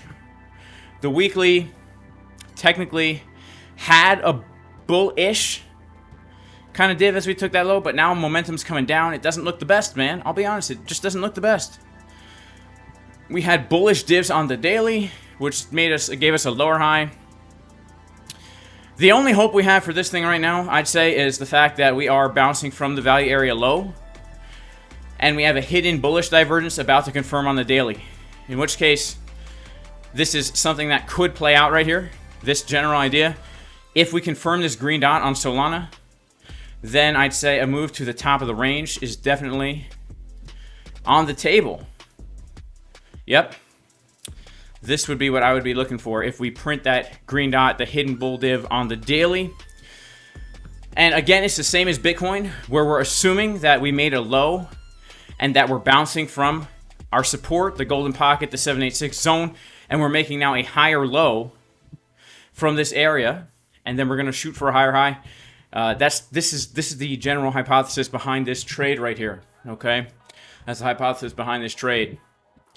All right, let's take a look at ICP, baby. ICP USDT. Okay. All right, let's remove all the stuff because I don't remember the last time we looked at ICP. We'll start on the weekly as we always do. So ICP got a really nice bottom, a money flow cross, which gave us a big push to the upside. Anchor trigger on the weekly, which hasn't amounted to much. Personally, I'm bullish on ICP for the long term. If the bull market's going to continue, you know, which I still feel like it is, guys. I still feel like it is. All right, but you can't trade on your feelings, but I feel like it is. And let's check out what's going on here. All right, we're below that value area. Man, this is nuts. So let's take a look at the volume of this. All right, so we're bouncing from 786 value area low. Let's pull this plus value area high. Okay, so this is a key support that we're bouncing from. Multiple confluences showing us that this is a key support that we're currently bouncing from, guys. If we hold this and Bitcoin doesn't crash, then there is a chance that we could come up here and make at least a lower high. So let's kind of take a look at this from a daily time frame perspective here, right? If Bitcoin doesn't dump to 43K and take all the way down to Sheol, right? Then we could say that this is a possible setup right here to come back up to test our resistance, where we would either look for a rejection or a reclaim. But yeah, value area high of this local range right here. I mean, this is something that could very well play out here as long as Bitcoin holds. Like, if Bitcoin's going to make a higher low where we're at right now, if this Bitcoin trade I'm in right now turns out to be the real deal, all right, then we could see these other assets also start to play out the real deal. Okay, start to play out the real deal. Okay, look at this, baby. Getting a little pump. This is why you got to stick to your dang plan, guys. You know? I just had a good feeling about this trade yesterday when I fired off the trade and went live, baby. We were in the red for a little bit there. All right. Shout out to Kalechi. He says the indicator at the bottom is called Market Cipher. Yeah. There's a link in the description. I think I have a discount code for it in the description. Shout out to MEXC. Shout out to Dobre, Imi, Adrian Z, Roku, Olezek, who says no likes. WTF. Well, we got 950 likes. I wish I sold my Litecoin at 109 this year, man. Well, you know, it's tough. It's tough. You know, it's tough. That's why you should have a plan of how much money you want to make at the very minimum. Like for me, like I know how much money I'm guaranteed to make this cycle. Worst case scenario, right? If Bitcoin loses certain levels, I'm going to have to sell the bottom because there's a certain amount of money I need to have. Otherwise, I failed my job at life, which is making enough money to support my family and do the things I need to do, right? So you got to make sure that you got a plan going in, going out, going in, going out, going in, going out. Explain the long trade logic. Well, yesterday morning, I did a New York Open stream. And I said, look guys, if we lose this level and reclaim the level, that's a valid long entry. Last night, I did a stream where I took the entry right here. The reason why I took the trade is because I was planning for it. And as we came down to the level and lost the level and then reclaimed the level, when I took a look at Market Cipher B, there was the chance that we were getting bullish divs on the 4 hour. Of course, at the time, it was questionable. We didn't really know, right? We didn't really know. But let's take a look at how the chart looked right at the time when I took the trade, okay? Let's see how it looked at the time when I took the trade. It looked like this, all right? Last night, I explained why I took the trade. I explained why I wasn't taking profit yet on the trade. The reason is because we had bullish div on the 4 hour. Bullish div, technically speaking, money flow on the 1 hour. And it's like, you know what? We're at a key level. We're seeing a swing failure pattern, aka a chickens drinking water pattern, where we took the liquidity of the low and then closed back above. And I am seeing my money flow getting higher here over time. I'm seeing potential 4 hour bull divs. After a massive dump, it's like, it's a now or never kind of level, guys. And now we're at a now or never level here because if we cannot reclaim this value area low, which we are currently finding resistance right here, if we cannot reclaim this value area low, we're going to make another lower low. If we can reclaim this, this is going to be where I, around 60K is where I plan to take some dang P, all right? I'm sorry, this is old. What are we looking at now? We're already pumping up there. Yeah, we've already reclaimed it. So yeah, that's why I'm not going to TP until we get up to around here. Right? So let's see what happens. All right? See, we reclaimed that value area low. That's actually pretty cool. Last night it was our resistance value area low. And now we're here. So our next target is going to be this area right here, point of control. If we reclaim point of control, then we're looking up to 61K. 61K. Which is a pretty good target for this long trade, right? We're just trading the range, trading from the low of the range to the high of the range. That's about an 8-to-1 risk reward, man. That's a pretty good trade. Obviously, smart TP is right here at a 4-to-1, but I'm probably going to see what happens as we get there. I may or may not take profits there. We'll have to wait and see how she plays out, all right?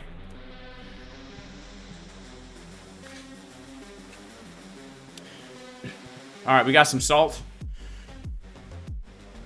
All right, shout out to Stacy. Whoa, Stacy, man. We love Stacy's. All right. Stacy's in the chat, baby.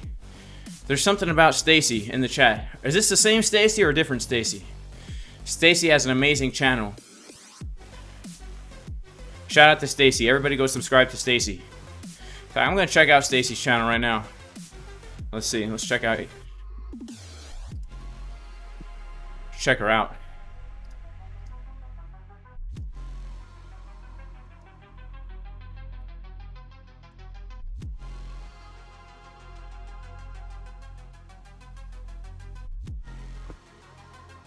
Can't find you, Stacy Gage. Hang on, I should probably...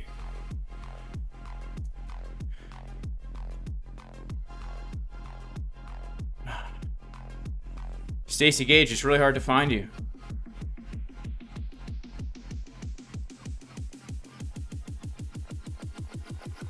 Can't find Stacy Gage. Sorry, Stace. I can't find you. I would have checked out your channel. So, sorry, Stace.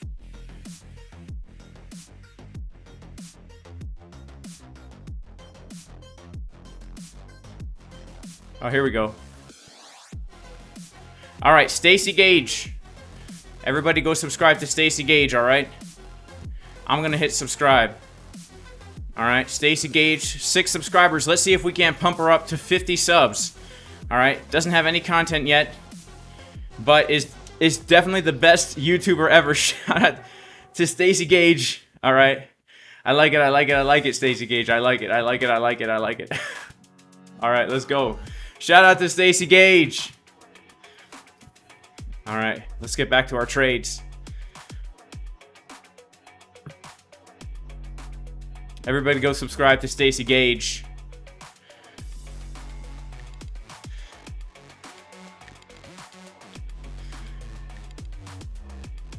And while you're at it, make sure to subscribe to Jason Casper. Jason Casper, let me tell you, that man is something else. A true warrior for change. He's the first ever trans non-carbon binary emission gender standards major to ever reach 200,000 subscribers on YouTube. Make sure to like and subscribe to Jason Casper. He's the best YouTube trader in the world. He's getting huge. Shout out to the Casper crew. Alrighty, we are back, baby.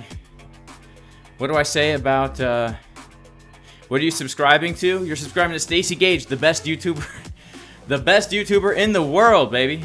Good old Stacy Gage. Stacy Gage. Stacy Gage. Shout out to the Video Kingdom who says, Stacy looked like she's going to call you from a Microsoft tech support from Kata. Alright, shout out to Cashstel, shout out to Splash Bar Films, J Casper endorsed by Trump and Obama. That's right. Shout out to the Patrick Power channel. Alright, we got to shout out Patrick Power.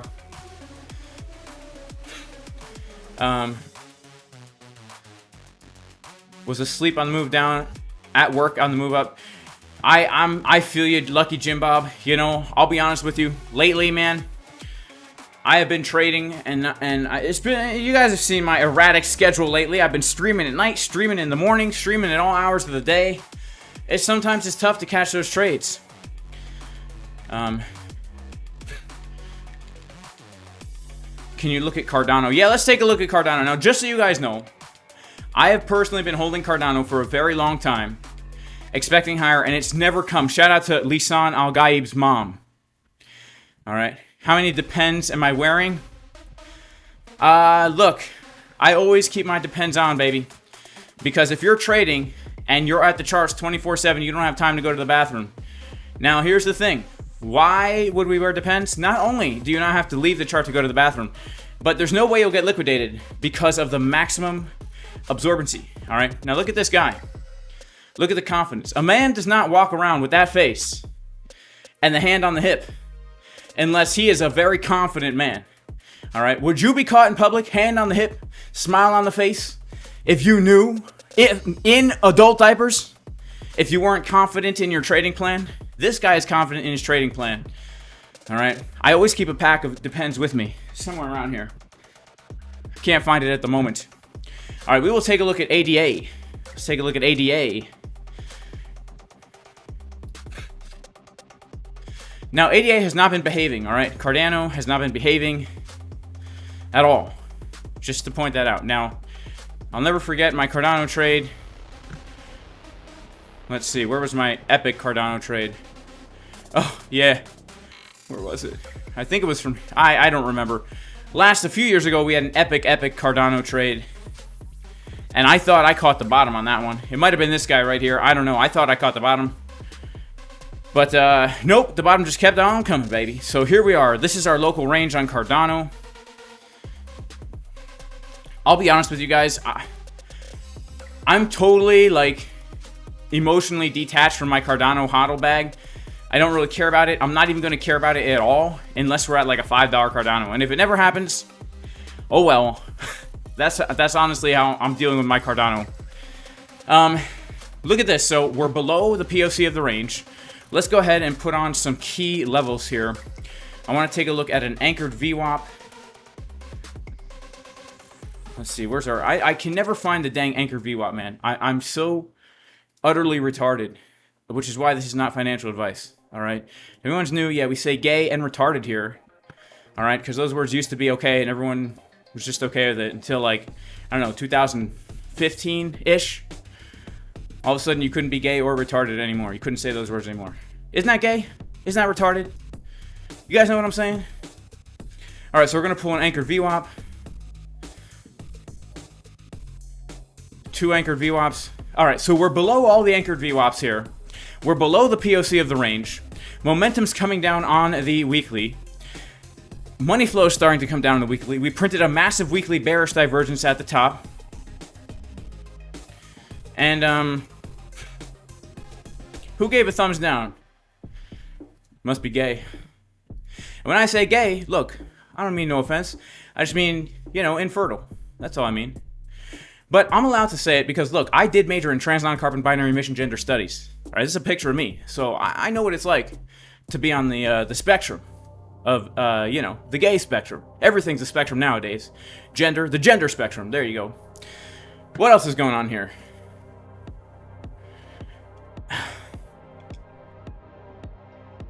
I don't know, man. There's nothing about this chart that makes me say now's a good time to buy. There's really not. I'm sorry. There's really not. I'm sorry. And look, for me, my plan with Cardano, I'm not trading it.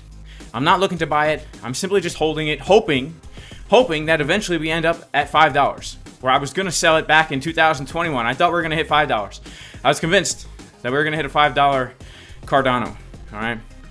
I did sell some at $3, but I was hoping for a $5. I was smoking the hopium back then.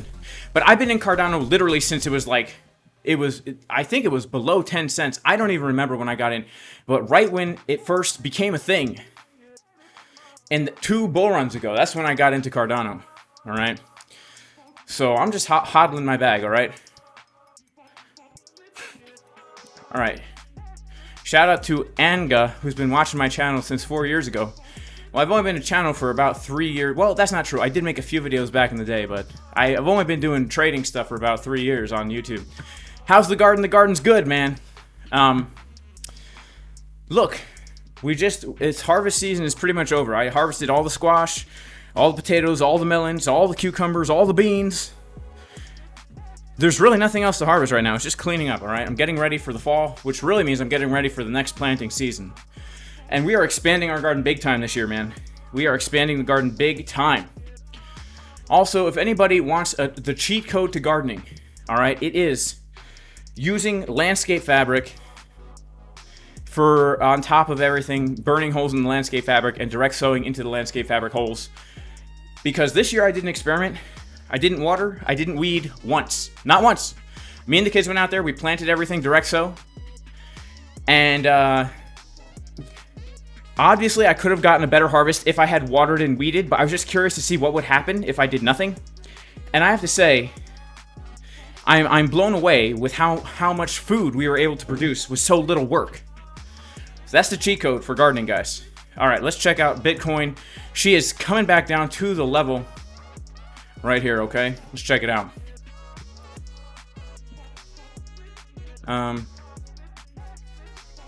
Again, we don't want to lose 58.2. If we lose 58.2, the chip chocolate level right down here, 57.8, that's the next place we look for a hopefully bounce. And if not, well, then maybe the golden pocket, but chip chocolate says that's a bad level to go back to. So, because the yearly value area high is right here. So if we can hold above yearly value area high, that's a good sign. And when we look at yearly value area high, basically for the past few days, that's been an important level, friends.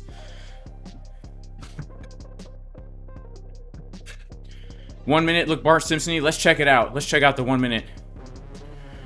All right, people have been watching since before I showed myself. Aaron G says, OG Casper Crew, remember the accidental face reveal? Yeah, I remember that. Accidental face reveal, man, that was so funny. Yeah, I used to never show my face, and I decided, what the heck. All right. All right, let's go to the 1 minute market cipher B, Bitcoin. Ooh. Ooh, yeah, I see what you're saying. It does look a little Bart Simpson-y. But here's what I don't see. I don't see the bear divs, but yeah, it doesn't look that great. It's a good thing we don't see the bear divs. Let's check it out. All right. This does look a little Barty. A little Barty. But we don't have any bear divs yet. Right? We just have money flow momentum coming out. Oh, wait. We do have some bear divs, but no money flow divs. No money flow divs. Wait, do we have money flow divs? It's hard to say. It's hard to say. Hopefully we don't start to change market structure like this. Oof. Then that would look super Barty. So let's see if we start to take out this series of higher lows, right? That's really going to be our determining factor, our line in the sand. Our determining factor, our line in the sand. I'm with chocolate chip cookie. If that holds, we're Gucci, says one of crypto. Abjude says it's not going down. It's only resync because I gave it a huge volume now. Shout out to Abjude coming in with the huge volume. All right, let's see. All right, I don't see any big longs coming in on ByBit, Abjude. All right, you should go long on ByBit. I only see short orders coming in here. Let's check it out. Let's check out the TR chart here.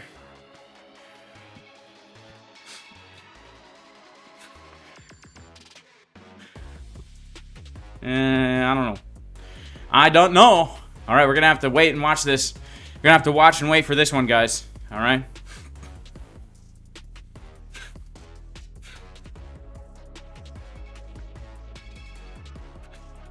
All right, shout out to Splash Hour Films who took a short scalp. Shout out to Jay Bullish on Parade. Abjude, I just mailed you a replacement cap locks button. A replacement caps lock button. Shout out to Abjude. All right, shout out to Abjude. Shout out to Ryan. It can't box our shorting down. It can't box our shorting it down. What's with Market Cipher? Market Cipher, I see. I would have liked to see if for a move down. I would have liked to see this kind of happen. I would have liked here. I'll show you. I'll show you exactly what I would have liked to see.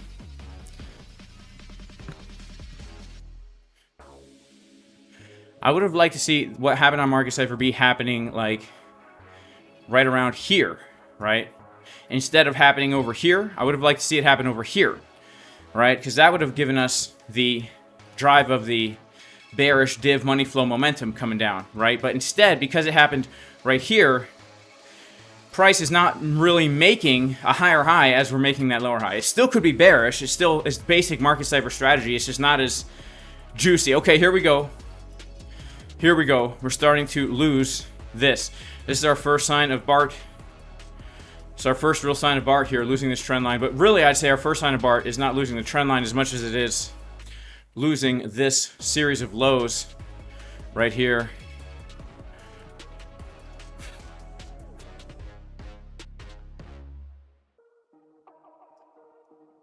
Uh-oh. It's starting to look bad, guys. Oh, man. Here we go. Could this be the start of the big dump after the small pump? Let's check it out. We're rapidly losing money from our long trades. The huge volume is in Jude's letters. Shout out to Aaron G. We don't see the volume, Abjude. All right, longs are trapped. Oh, no. Oh, my goodness. All right, let's see.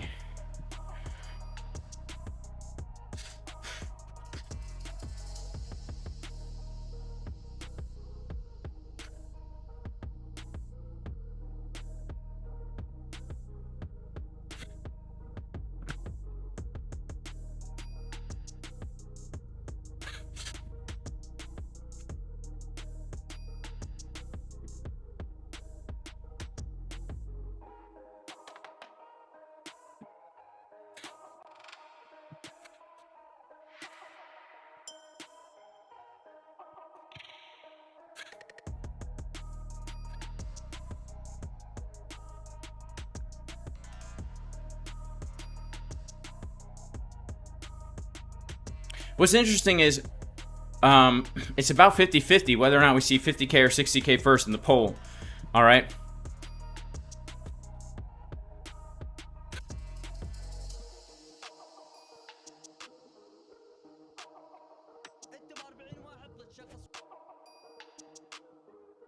Yo, shout out to Odin, man. You got 3.5 million subscribers on YouTube? That's crazy, man. I didn't notice that, Odin. That's crazy. Odin's got...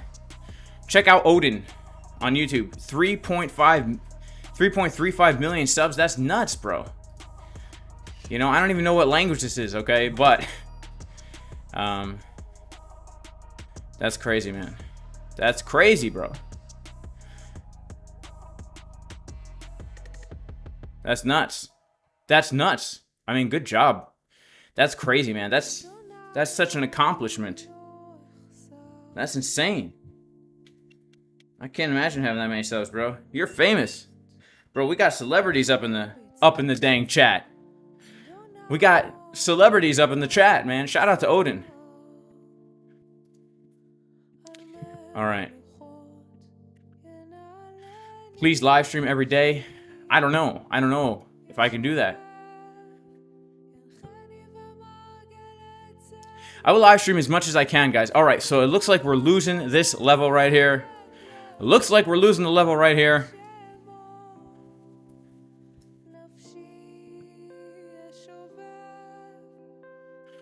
All right, so now we look down to the chip chocolate level. Let's see if we have any fib levels at the chip chocolate level. A 236 maybe a 382. All right, so we got the 236. Man, all right, let's see what happens here. And let's check out order flow quick, all right?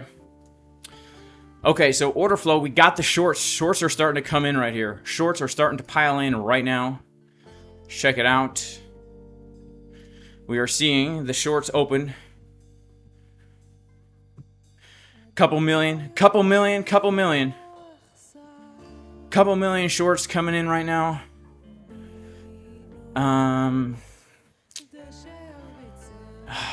It's so weird because market cipher's unclear, order flow's unclear. We're at a resistance. Potential 1 minute bar Simpson pattern.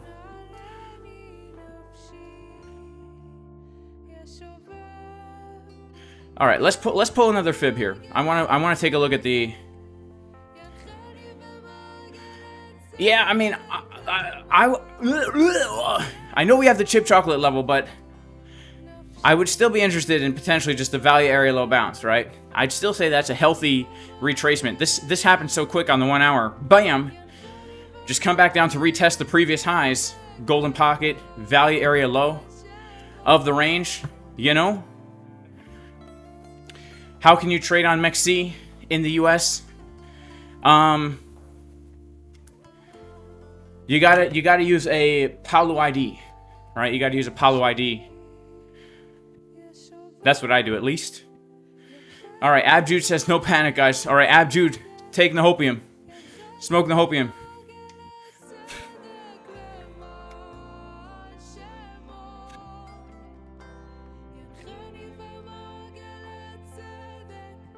Should I call in the dump to my whale friends? All right, hang on. Hang on. Let's do it. Let me call the market makers.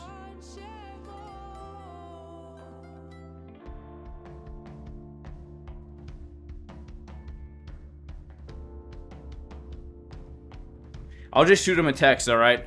I just shot the market makers a text here, all right? How long did the ID take to show up? Not Pablo ID, no, Palu, P-A-L-A-U. P-A-L-A-U, all right? Shout out to Chip Chocolate for president.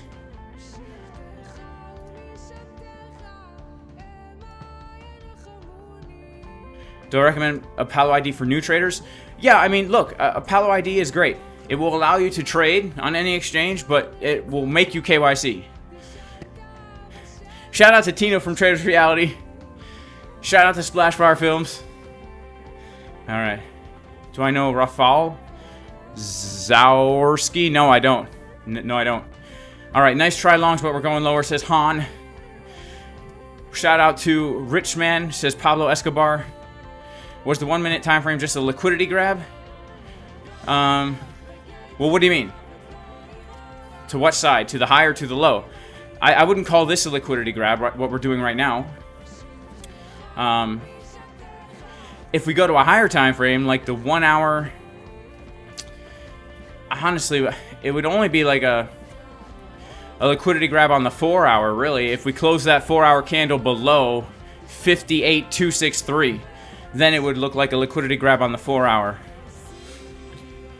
Yeah, I like the Palo ID. All right. Shout out to Jared. Do I know your friend Billy?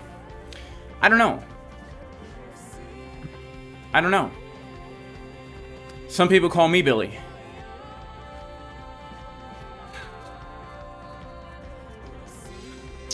Shout out to My Crypto Goods. Was I? Yeah, I was fans of all these bands pretty much. In Flames for sure, Metallica for sure, Limp Bizkit for sure, Korn a little bit. Didn't listen to Godsmack, but yeah, I definitely listened to those bands back in the day. I remember the first time I listened to Chocolate Starfish and the Hot Dog Flavored Water by Limp Bizkit. I was probably 10 or 11 when that thing came out, and I remember telling my parents about it. They're like, what? What? Alright. Can you get Palo's assistant in the UK? Yes, you can get the Palo ID anywhere. Alright, you can get the Palo ID anywhere. Doesn't matter where. It just allows you to have an ID card from Palo. Alright, shout out to CryptoFace. In the words of CryptoFace, small win, small loss, big win. That's the way to do it. That's the way to do it. What about Sonata Arctica? Yeah, of course. Of course, of course. Yeah, I remember the first time I heard, listened to that album, and I remember the first time I listened to Hybrid Theory by Linkin Park. I was at the park with my friends, riding our Razor scooters, and my one friend had a portable battery-operated boombox, and he put on One Step Closer, and I'm like, this is amazing. That's what I thought to myself. I'm like, I love this. How can I hear this song again? That's what I thought to myself.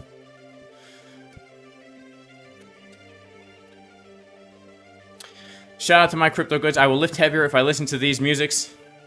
Maybe I'll give it a shot. I typically don't listen to music when I work out, but I should, because I know music will really make you stronger in general. Music has that ability.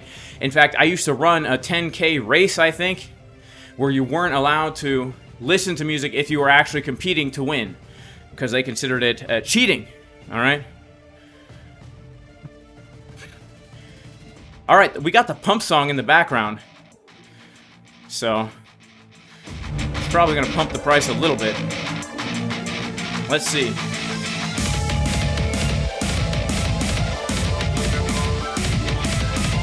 I don't know. Alright, we're gonna have to do a soft pump song. We're gonna have to do a soft pump song. We'll do a soft pump song in the background. This is called the pump song. This song pumps the Bitcoin price every single time. It's not looking so great right now, to be honest with you, because we're at value area. Alright, here we go. Let's go! Oof. Bart Simpson. Uh-oh, I hope it works. Bart Simpsoning all the way while the pump song's playing in the background.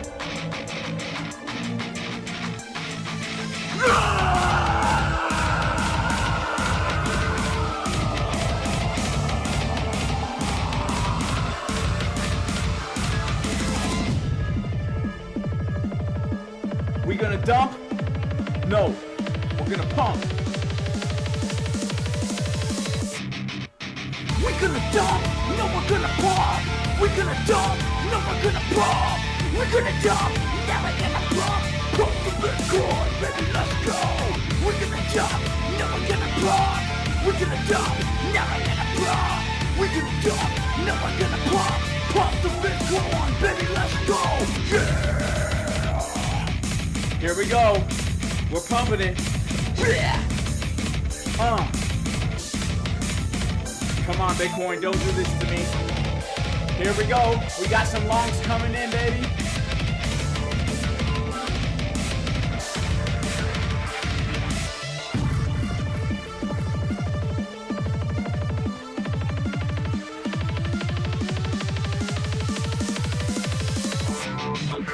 We're gonna dump, no we're gonna bomb. We're gonna dump. No, we're gonna bomb. We're gonna dump. We're gonna dump. No, we're gonna bomb. We're gonna dump. No, we're gonna bomb. We're gonna dump. No, we're gonna bomb. Bomb the Bitcoin, baby. Let's go. All right, sometimes it has a delayed effect, guys. All right, enough of these games here, right, because this is obviously dumping. All right, let's invert this back to the way it should be. We're dumping. All right, we're gonna turn off the pump song. All right. If you want to make those gains. All right, we'll turn off the pump song for now. Let's see. Shout out to Odin with the 3.3 million subscribers, bro. That is crazy, Odin. How does one achieve such subscribers? I don't even know what kind of content you make. Is it gaming? I don't know, bro. That's nuts, man. That is nuts. That's crazy. All right, let's get back on some music here.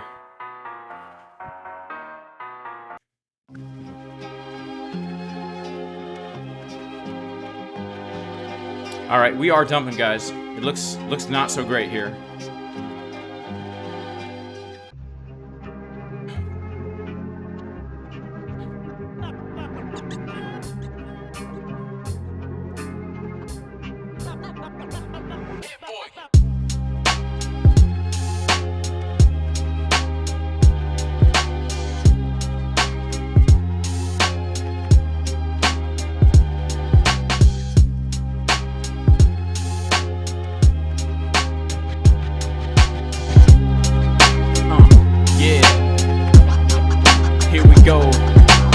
Pumping, but then we started to dump. Bitcoin price was flying, now we're stuck in a slump because we came up to the next resistance. We got the rejection, then we go the distance. Back down to the ground, you hear that sound. The purple candles going down, then they pound right into the ground. You can hear the sound of all the flowers getting ripped out all over the town.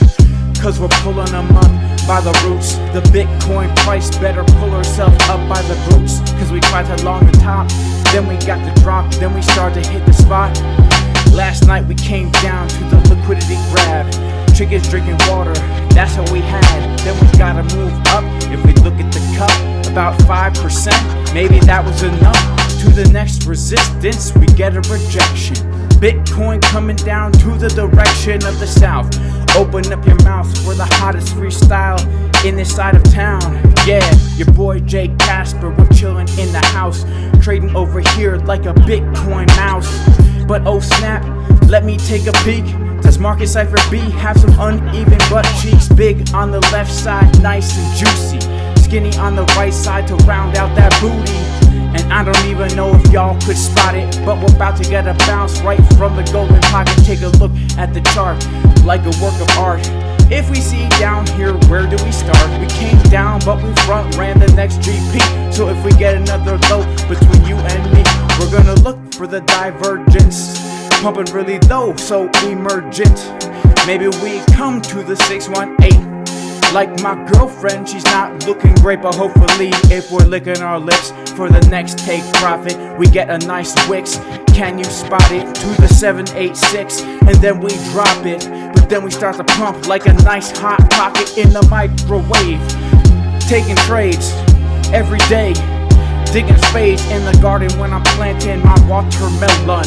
Bitcoin looking like she wants to have fun.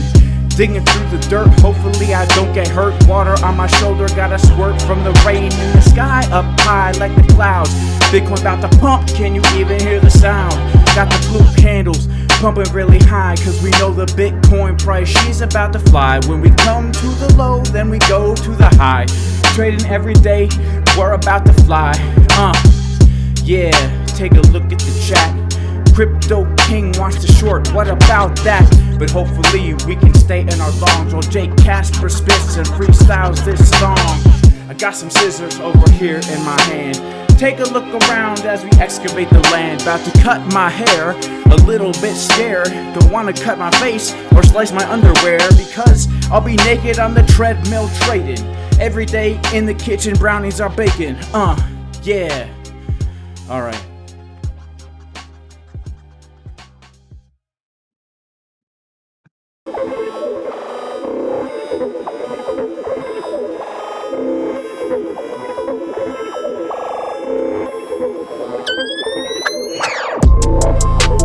in Espanol?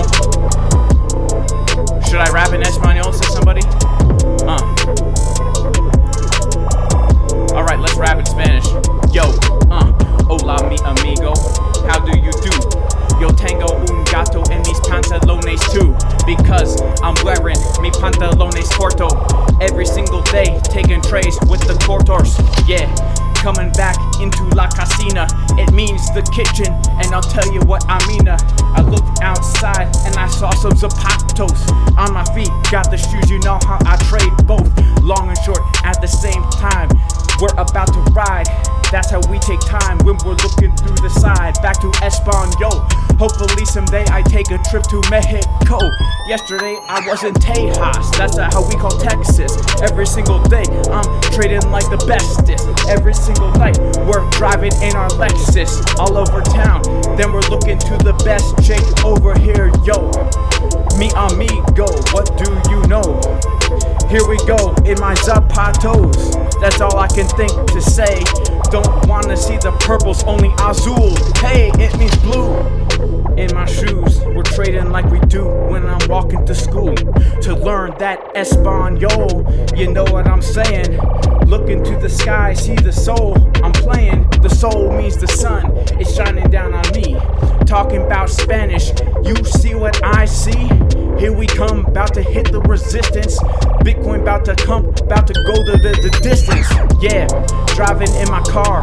How do you say it in Spanish? I don't know stars. I don't know Spanish, guys. Alright.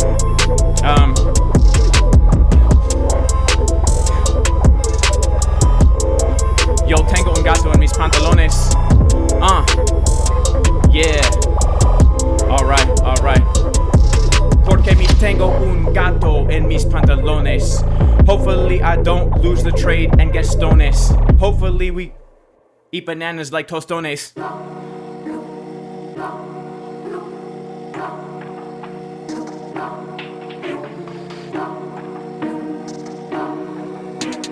I don't really know Spanish, guys. Alright.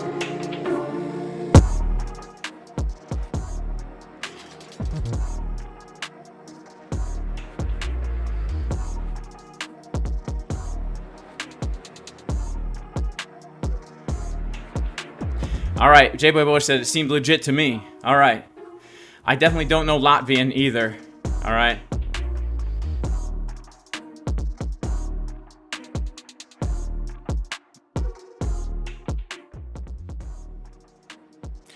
Alright, we're getting a little fib rejection.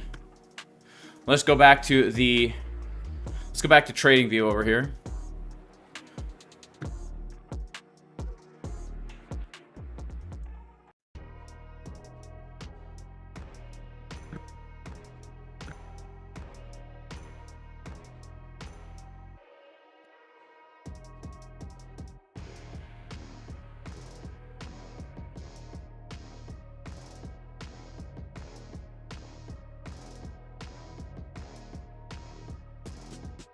There we go. Wait a second.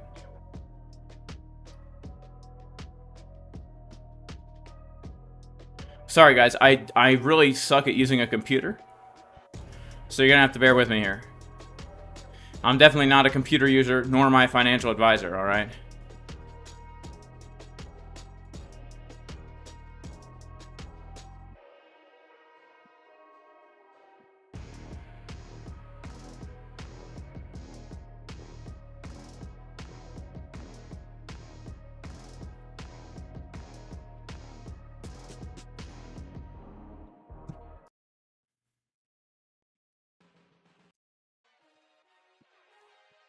All right, let's pop back over to TradingView and let's take a look at this epic dump that's happening right here.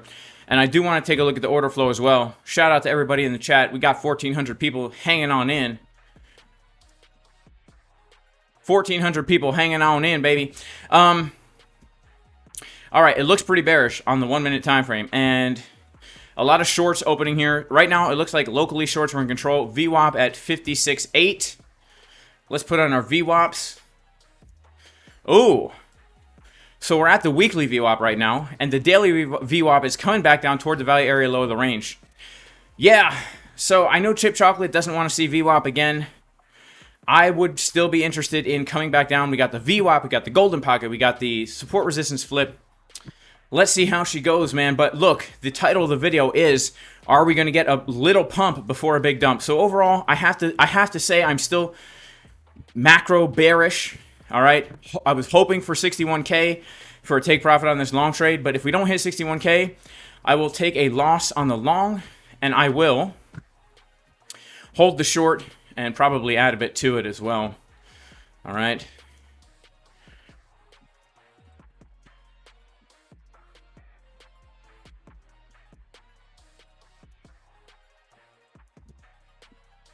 All right, who else we got in chat here? Let's see. We're going to pop back over to our long trade and see if I get wrecked.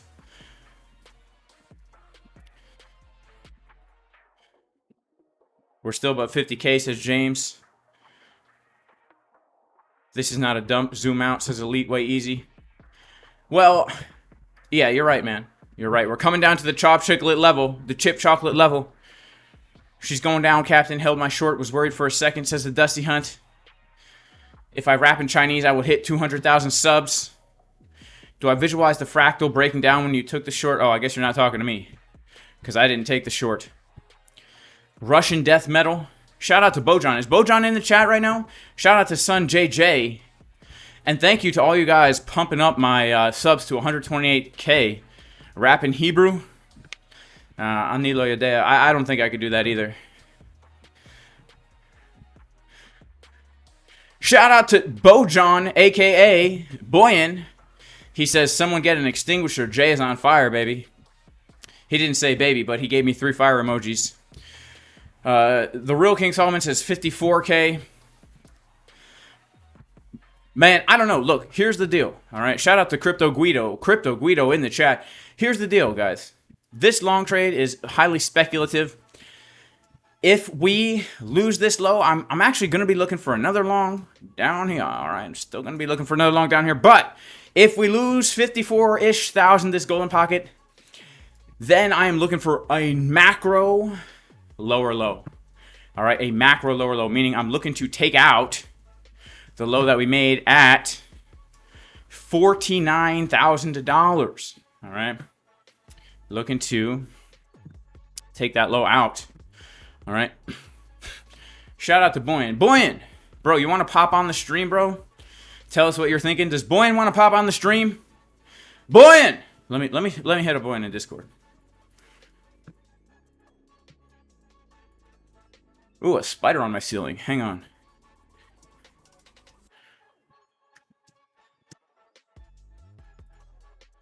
All right, let me kill that spider. I'll be right back.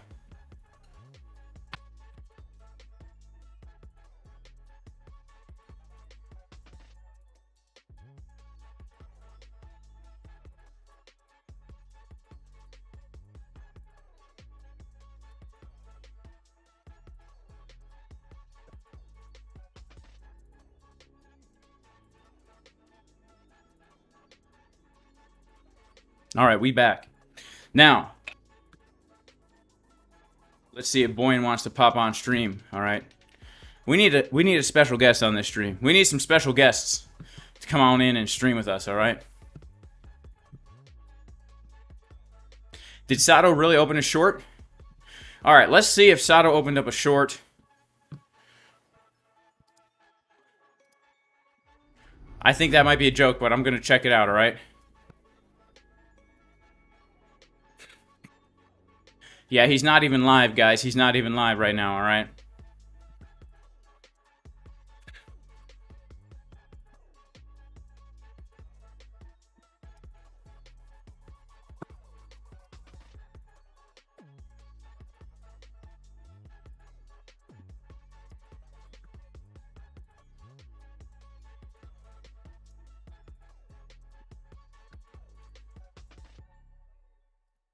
All right, Boyan's not getting back to me, man. He's not getting back. All right.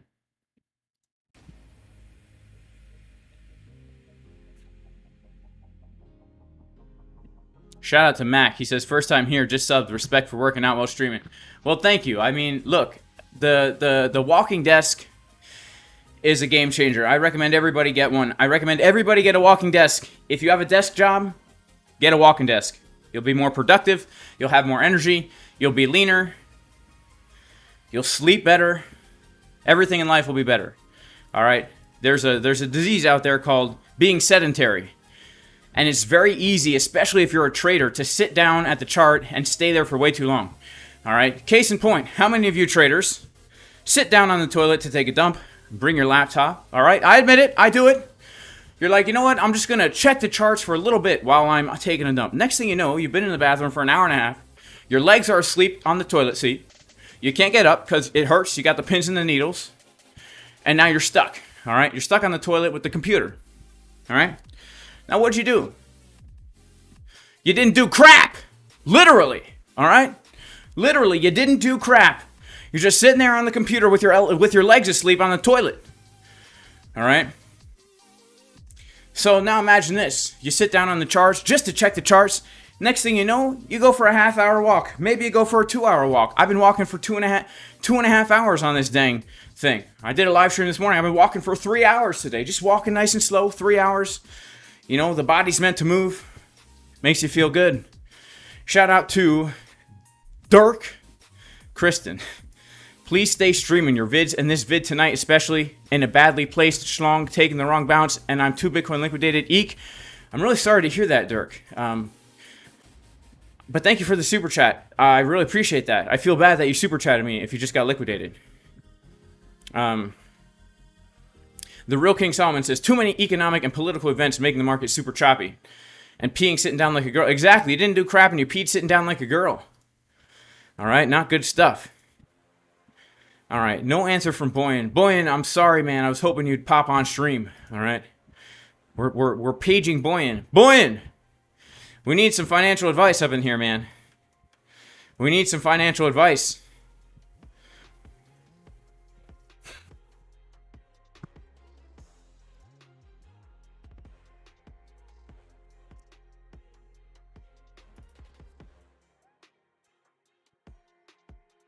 How is Sato short, guys? Where are you seeing that Sato is short? Where do I get this secret information, this hidden gnosis that Sato is in a short trade? Someone let me know. The Video Kingdom, how do we know Sato is short from 57.7? He's not even live. Oh, he's short, literally. He shorted this bounce here. How do we find out where Sato shorted from? That's what I'm trying to figure out here. Why would anyone pee all over their bathroom? True potty training, sitting down to pee. Yeah, shout out to this guy. He says, spend 4+ hours a day walking as I work with dogs means you don't get fat and messed up joints. That's so true. I mean, that's so true. Like, we're meant to walk, guys. We're just so meant to walk and move and, you know. And here's the thing, too. Like, I love to eat, right? I love to eat, okay? And you can pretty much, I can eat as much as I want and stay pretty lean, guys. Pretty lean, you know, pretty lean and shredded and diced and sliced and jacked. You know what I'm saying? You can eat whatever you want and still have visible abs. Let's put it that way. You can eat whatever you want and still have abs if you get a walking desk. All right? Do I walk on an incline? It's a very, very slight incline. Very, very slight. Yeah. Market makers doing the usual thing.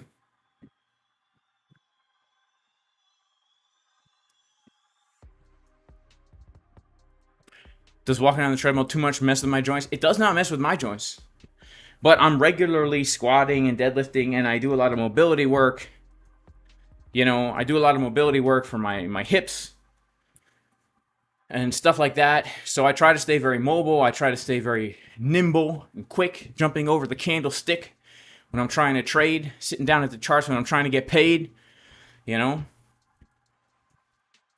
I got to give a little caveat, though. You can't eat whatever you want if you eat like a standard American diet, because then it will be very easy for you to eat like 8,000 calories a day if you're eating like chips and stuff. But if you eat whole foods, single ingredient foods, you can literally eat as much as you desire to complete satisfaction and still have visible abs, All right. Pretty crazy, I'm telling you. Yeah, you got to do a lot of curls in the squat rack. What walking desk do I have? It's a custom-made walking desk that my father-in-law made for me. But before that, I used to use giant Tupperware containers with a keyboard stand. It was very ghetto. So my father-in-law made me a desk. I'm a very ghetto kind of guy, if you haven't noticed.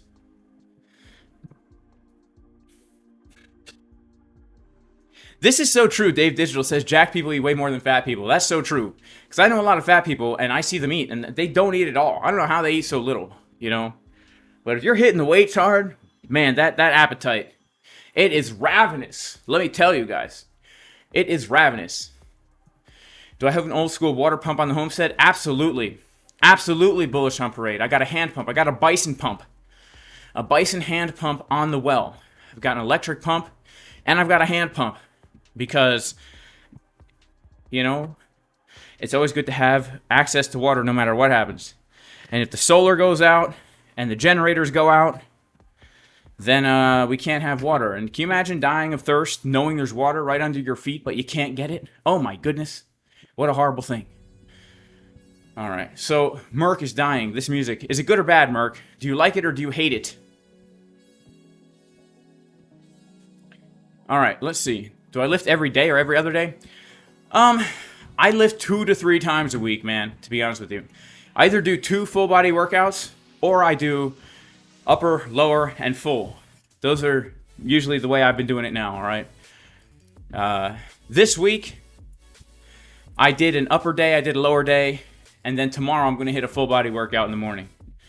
So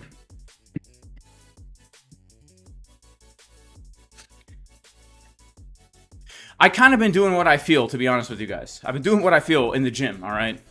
I've been intuitively working out. If I feel like I can work out, I do it. If I don't, I don't. Everything in my life is like that right now. I have no schedule right now. I have no alarm clocks in the morning. I have no set bedtime. I have no set eating time. I'm literally just doing whatever I want. Testing that out for a little bit, all right? No workout plan. I just do what I feel, all right?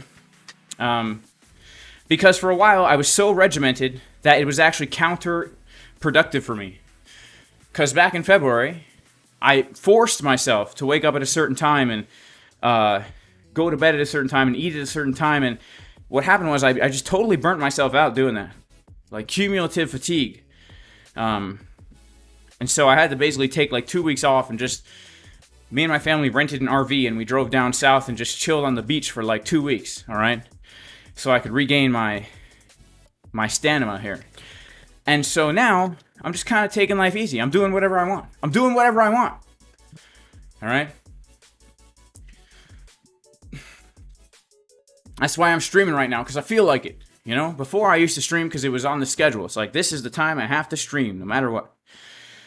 And I had to force myself, even if I didn't want to. But right now I want to, right? Sometimes I've been streaming at night because I feel like it. Sometimes I've been streaming in the morning because I feel like it. Sometimes I don't stream because I don't feel like it. How long does it take to do a full body workout? Well, about an hour to an hour and a half of actual working out. But I'm not going to lie to you. I do a lot of things that a lot of people would say is pretty sissy. I do a lot of warming up, a lot of mobility work, a lot of dynamic stretching, which some people say is totally pointless. I do a lot of like warm-up exercises. Like if I'm going to squat, I do a lot of things like spry squatting. I'll do like monster walks with bands. I'll do like clamshells and glute raises and glute kickbacks and like different things to like get the muscles going and warmed up. I'm a tall guy, right? I'm 6'3". So squatting heavy, I don't have the best anthropometry for it. So I find that warming up really, really allows me to get the most out of the sets. If I don't warm up, I find that I don't really work the muscles that I want to work. I know this might sound crazy, but I'm a firm believer in the mind-muscle connection and the pump, all right? If you're squatting and your glutes are not pumped, tomorrow you're probably not going to be sore, right? But if you're squatting and you feel that pump in the butt, baby, tomorrow your glutes are going to be sore and you know you got that good workout in. So sometimes it takes me like 2.5 hours to do it. But you got to think to yourself, if you're working out 2 to 3 times a week, that's 4 to 6 hours a week. That's no different than a guy who goes to the gym, and I work out at home. So your average guy who drives, 15 minutes to the gym, works out for 45 minutes an hour, 15 minutes home, he's working out an hour and a half, 5-6 days a week. For me, I'm working out 5-6. He's working out, that's what? The same amount of time, right? It takes literally the same amount of time as a guy doing going to the gym every single day for 45 minutes. The Real King Solomon says height don't mean nothing. All right, I don't know, man. Because a lot of the short guys I know, they just squat so nice, so smooth like butter. But for me, I really gotta warm up before I feel like I'm in the squat groove. Maybe it's not my height, maybe it's just me. Maybe I just suck at moving my body, What do I know?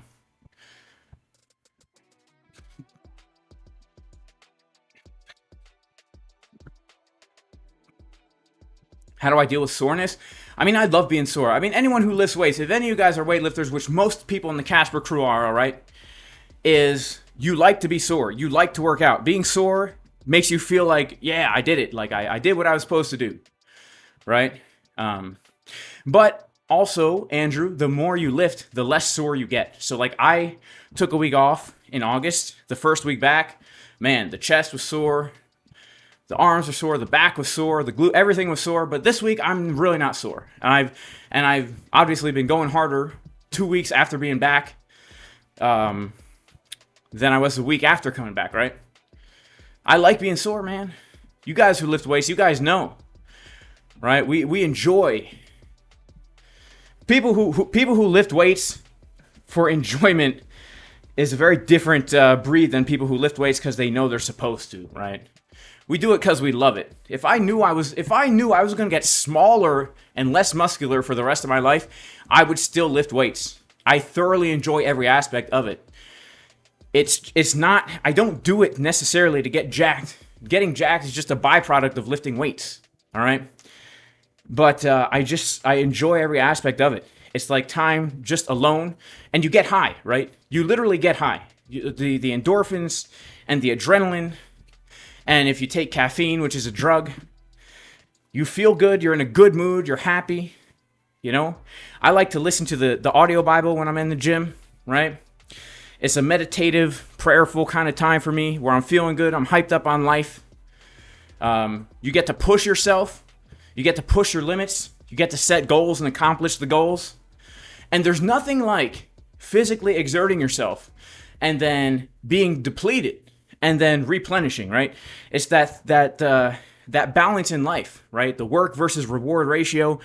If you don't work hard and exert yourself hard, then you don't appreciate the comfort that comes from resting and eating and all that kind of stuff, Like how much more enjoyable is food if you're a weightlifter than if you're not a weightlifter? Because most people, I feel like most people don't really get hungry.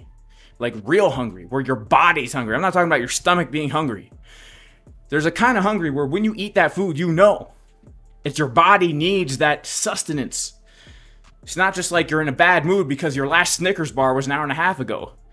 It's like you just did like a 2-hour very heavy workout on an empty stomach in the morning. You've depleted yourself, and now you actually need energy. It's good,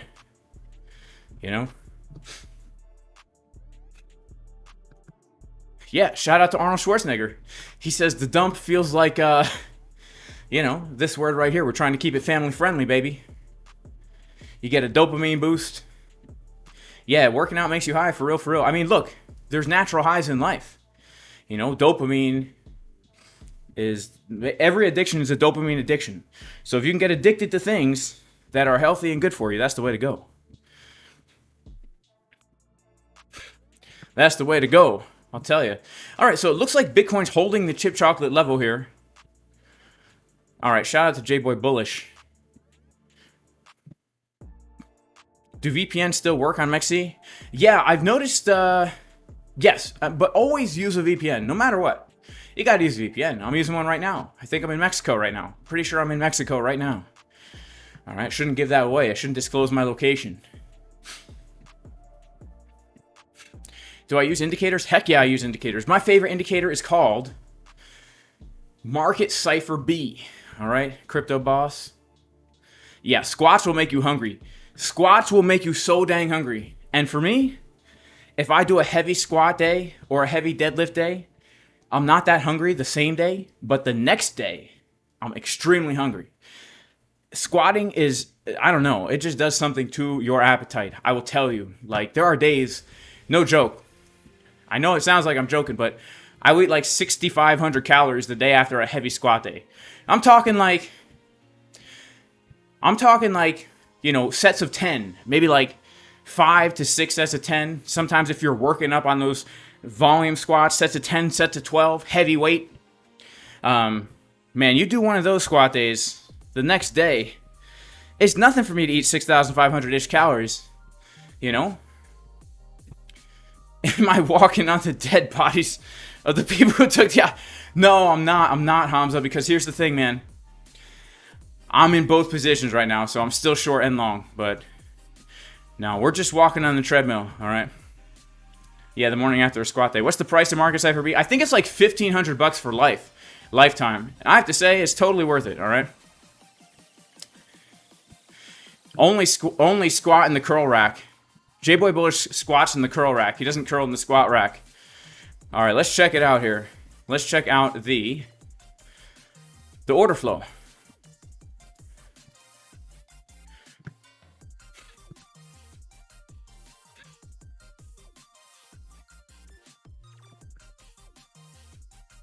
All right, so in general here, increase of OI on this move to the downside.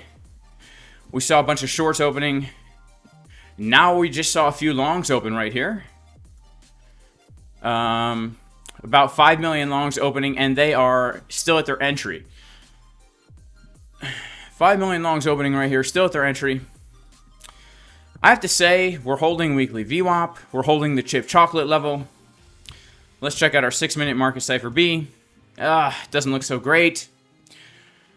But I'm glad we're not dumping as fast as we could be dumping, right? I'm glad we're not dumping as fast as we could be dumping. Again, my last hope really for this long trade is a retest of the daily VWAP, the golden pocket, the support resistance split at around 56.5 to 56.8.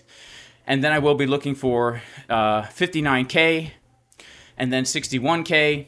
And if we reclaim 61K, then honestly, there's no reason why we can't hit 67K. So really, my major hope and plan for this long trade is eventually to come to 67K. Do I firmly believe it's going to happen? No, it's a plan. It's a possibility that I'm currently trading, and I'm risking money on the idea using good risk management. Obviously, if I do take a loss on the long trade, it's still in profit for me because I've already made basically about $8,000 so far in the past few days. So if I lose 1,000 of that, I don't care, right? Plus the short is still open up. It'll be up over 20K if my long gets stopped out. Plus I'm still also in other positions as well. So for me, it's a risk I'm willing to take here, right? Do I ever fast? I'm big into fasting, so I'm big into intermittent fasting. I'm intermittent fasting. I pretty much do it every single day. I typically don't eat my first meal until I've been awake for about 4 to 6 hours, to be honest with you. Sometimes I'll go longer, all right? It really depends how I feel. Everything I do is based on how I feel, guys, all right? Sometimes I'll eat breakfast very early in the morning. Sometimes I won't. It depends on how I feel, all right? Depends on how I feel. I think that's what's so important, guys, is understanding your body and knowing how things should feel. I think that's so important. It takes some time to get there, but once you get there, that's what's up, right?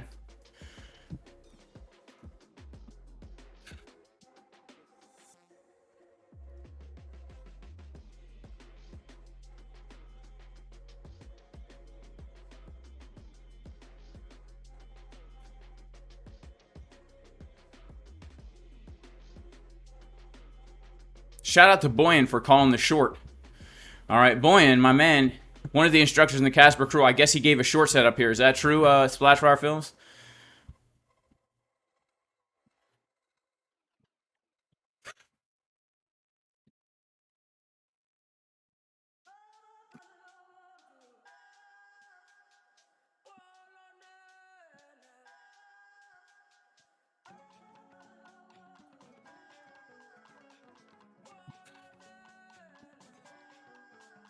Do you need to buy the expensive indicators to be a successful trader? No, you don't. You do not, all right? You do not. So here's the deal. When it comes to trading, the first thing you need is a strategy, and that involves risk management. Risk management is number one. Then any strategy at all is number two. You don't need an indicator to have a strategy, okay? And there's plenty of free indicators out there you can use to have a strategy. Once you have those two things down, all right, then you can start messing with indicators. Most people get into trading and they're like, I need the indicator that's going to make me a profitable trader. No. Once you're a profitable trader, then you start messing with indicators, because the indicator is the icing on the cake, if you even use an indicator. Right? Some of the traders in the Casper crew don't even use indicators. The indicator is the icing on the cake. For me, it's the last thing I look at when getting into a trade. Literally. The first thing I'm looking at is my chart, my level on the chart. You don't need an indicator for that. The second thing I look at is the risk to reward ratio. Is it worth it for me to take the trade? Then I deal with my strategy, which involves my indicator. Right? If price is at a level and it's a good setup, then I look at my indicator, and the indicator tells me take a trade or don't take a trade. It's as simple as that. You could take a trade without an indicator with good risk management and probably at least break even over time or be profitable over time. The indicator is just the thing that pushes you over the edge to have a little bit more edge, right? Because an indicator gives you something you can backtest and basically understand that, hey, you know, when price comes to a level and the indicator looks like this, I know it's a 70% win rate or something like that, right? I love Market Cipher B.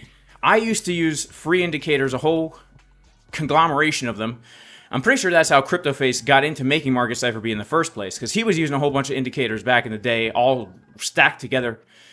Market Cipher basically is the one-stop shop for all the indicators you need, in my opinion, right? I used to have this whole algorithm of indicators back in the day, and I would look at them all, but now I just look at Market Cipher, and it's what I'm used to. I can't really trade without it, to be honest with you. I mean, I can, but I would feel very, very, very out of control, to be honest with you. I'm just so used to it. But you got to find what works out for you, and an expensive indicator might not be the answer. Here's the deal. In the big scheme of things, Market Cipher is really not expensive, honestly. For how good of an indicator it is, I don't consider it expensive at all. All right?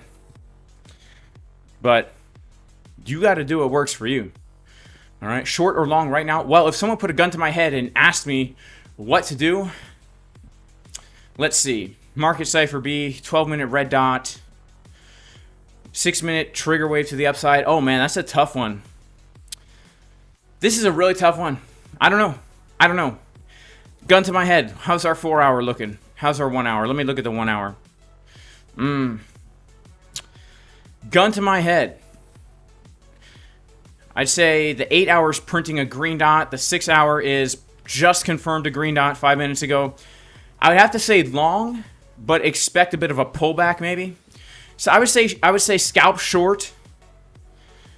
Like, this is not a good place to enter a trade, but I would say maybe something like this.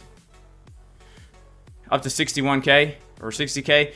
That's kind of what I'm feeling right now, okay? But it's a very difficult thing to say because low time frames are very topped out. Higher time frames are bottomed out. We're at resistance. We already got a big move here. All right, so it looks like she wants to get a bit more of a pullback. So, I don't know. I guess then the trade would be short. But I'm not shorting this.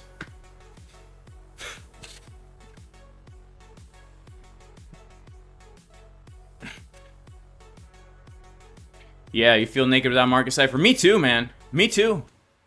I love Market Cipher. It just keeps me level-headed in these dang markets, you know? It keeps me level in these markets. Keeps me level in the markets, y'all.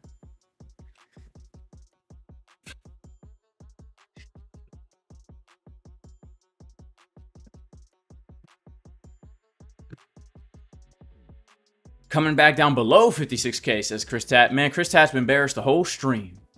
Sato is short. Win rate means squat. You could win 10 trades out of 11 and still lose. That's so true, J-Boy Bullish. That's so true, man. It's all about the risk management, ain't it? What's Boyan's win rate? I don't know, man. Boyan's a beast. Dude's a beast, all right? Taylor Queck. He calls things to the exact dollar, okay? To the exact dollar.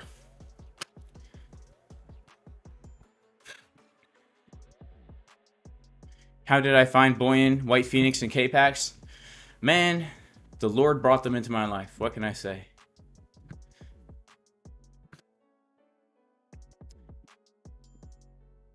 All right, Chip Chocolate says, anything below 57.3, and this long is no good anymore. I already short scalped the top of this move to yearly val and see if it holds. If not, 57.3 is next. All right, shout out to Chip Chocolate. You guys heard it, man. You heard it. You heard it. 57.320 is the 2021 bull market POC based on the value rotation. All right, you heard it, guys. Chip Chocolate. Take note of whatever you see Chip Chocolate say, guys. Take note. Put it on your chart. All right, I mean that.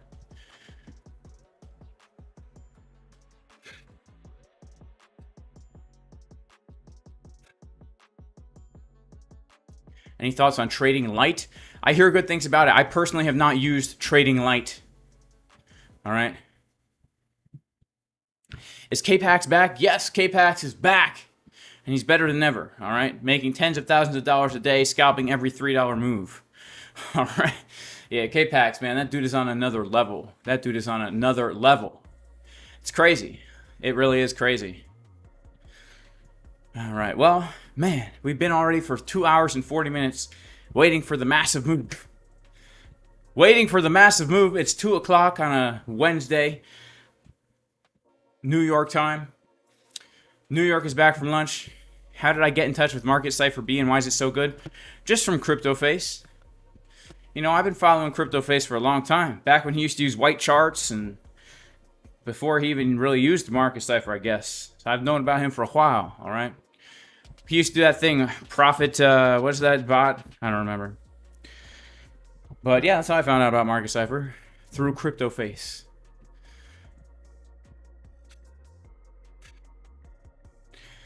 Even after Premium Trading View, I still feel there's a delay. Are you talking about the Trading View data itself? I don't know, man. It's a live feed. How's the Homestead? The Homestead's good, Crypto Savvy. You know?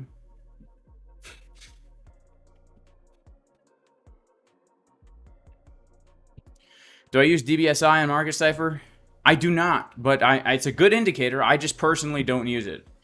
The reason I personally don't use it is because I don't like my charts to be too cluttered. All right, Chris Tat, I've said it before. I will say it again. Bullish breakout will come first week of October, baby. Let's do it, man. Let's do it. What are my thoughts on rate cuts? Well, I do think there will be volatility when the rates are cut. Whether that's bullish or bearish, we will need to wait and see. But I believe immediate short term will be volatility. In the more medium term, probably a bit more bullish, but I think that's going to take more than just one rate cut, right? Just like how when they increased the rates, it's not like all of a sudden we had a massive drop. It took some time, right? We ranged, we pumped, we dumped. We ranged, we pumped, we dumped. Why don't I use simple moving averages? I like EMAs better, all right? George from Cryptos R Us says hello. Well, shout out to George from Cryptos R Us, all right? Shout out to my man George from Cryptos R Us. Is it time to buy ruble? I guess it was time to buy ruble back whenever that whole thing started over there. You know, that's when the ruble really started to pump. Would I recommend Market Cipher A? Do I use it? I don't really use it anymore either. Like my two main indicators on Market Cipher A are the blood diamonds and the yellow X's. The blood diamonds, the yellow X's, and the EMAs are built right in there. So I used to be a big fan of EMAs. I don't hate EMAs. I just don't really use them anymore. Like, I don't know. I just don't really use them anymore, right? You'll kind of change the way you trade over time and use different things. And you know, shout out to George from Cryptos R Us. George likes the channel. You met him here in Orlando. Nice. Nice. That's cool. That's what's up. What's happening with order flow? Well, nothing too much. Vaibhav Undayanan. But let's check it out. All right. Sorry that I totally butchered your name there.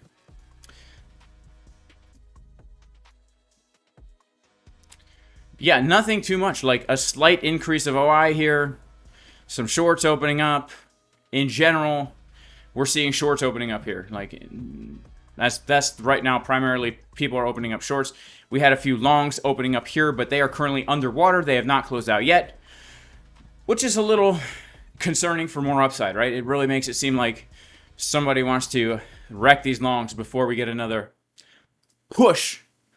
If we get another push. All right, Chip Chocolate says 57,350 is the last hope for this long trade. So, you know what, Chip Chocolate? If we come down to there, I'll close my long for your sake, bro. Can I quickly go through how to use Market Cipher? Not really, Time Traveler, but I have lots of videos on how to use Market Cipher on my YouTube channel for free. All right. All right, shout out to Dave Digital, who's doing 3 cuts this year, but mainly bulking. Well, that's good, man. I think bulking is probably the way to go, honestly. I like bulking more than cutting. Just my own personal experience, right? Because, you know, look, Dave Digital, I don't know you, man, but I feel like you're on a new fitness journey for the past few years. I think it's always better for people to bulk before they cut, honestly. That's just me. I think if somebody's new to working out, you should just lift heavy weights. Don't try to lose weight. Just try to build some dang muscle, then try and lose weight after you got some muscle on you. All right, build some muscle first, then lose some dang weight. You know, people are so quick to go on these diets, but really, if you don't work out at all and then you start working out, you're gonna lose weight. You're gonna lose fat. You're gonna build muscle. Your body composition will improve. And then once you got some good muscle on your frame, then maybe you could think about cutting. Get nice and shredded. Do I believe in original sin? When you say original sin, are you asking, do I believe that when a human being is born, that they are in need of regeneration? Is that what you're asking me, JGD? Do I still walk on the treadmill when bulking? Well, yeah, of course.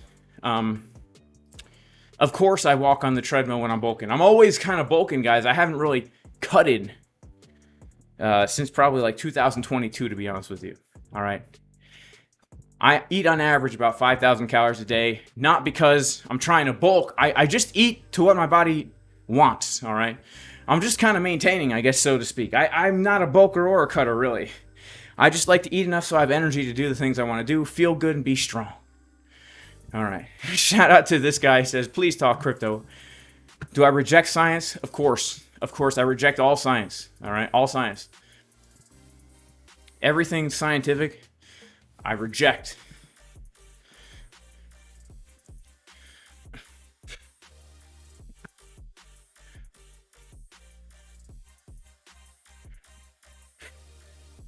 I mean, Daniel, if you're, I would be honest with you, bro. Like, you know, I would sit down, have a plan. If you're going to be putting any money into crypto, please make sure you have a plan for it. You know, scared money don't make no money is an okay phrase to use if you're making a lot of money and you know what you're doing. But if not, I'll tell you, scared money don't make no money also means brave money loses lots of money if you don't have a plan, okay? What type of diet do I usually eat? Just primarily whole foods. Like, my main carbohydrate sources are potatoes. Mostly potatoes, quinoa, millet, and buckwheat. I love potatoes because I grow them myself. And I know some people hate on this, but I love popcorn. Popcorn, I love some good old popcorn. And then just stuff I grow. I eat a lot of eggs because I produce lots of eggs, lots of chicken, and then raw dairy from a local farm, grass-fed meat from local farms. And if I want to get real spicy and naughty, I might have a protein bar or something once in a while, like a whole food protein bar that has, like, you know, nut butters and like seeds and stuff and some chocolate chips. If I really want to get real nasty with it. I eat a lot of vegetables, a lot of fruits, lots of berries, apples, peaches. Science is for wusses, man. Yeah, we don't believe in no science around here, all right? If it ain't got blue and purple candles, I reject it, all right? And last time I saw a dang scientist, he ain't had no candles on his lab coat. It was just pure white. Can you make popcorn out of regular corn? I don't know, J-Boy Bullish. I don't know. What state do I live in? I live in the state of joy and happiness. Joy in the Lord. Right? I live in the state of joy in the Lord all the time because the Lord has been so good to me. And so I'm full of joy. I'm constantly in the state of joy and peace.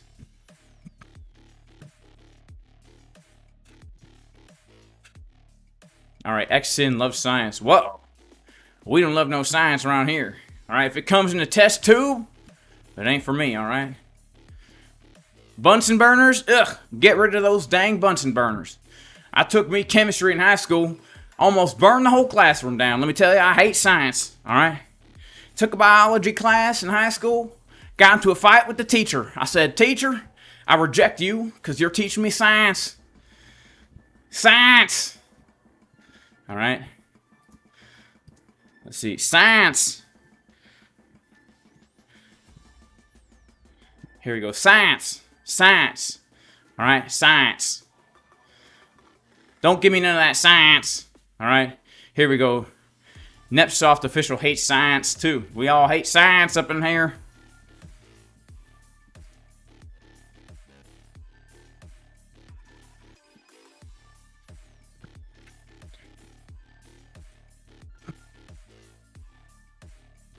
JGD, thank you so much for the super chat. I mean, this is a complex question, bro. I could go on for a long time talking about, but I don't think this is the right place or time for it, to be honest with you. But I really do appreciate the super chat, all right? There's a lot of things that make you really wonder, all right? All right, shout out to TM. Once upon a time, I used to follow the science, but every time I found the science, was always following the money. I guess there's two kinds of science, right? There's two kinds of science. There's science, right? Science, which uses the scientific method to gather data, form a hypothesis, and come to conclusions, test your hypothesis, right? But there's another kind of science these days.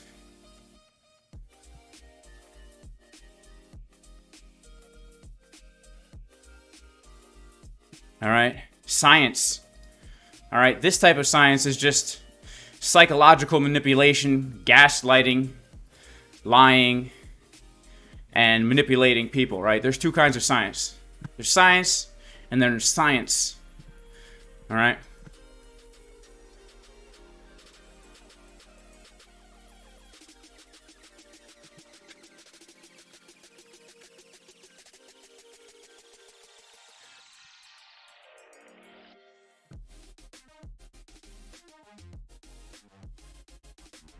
Shout out to underscore. All right.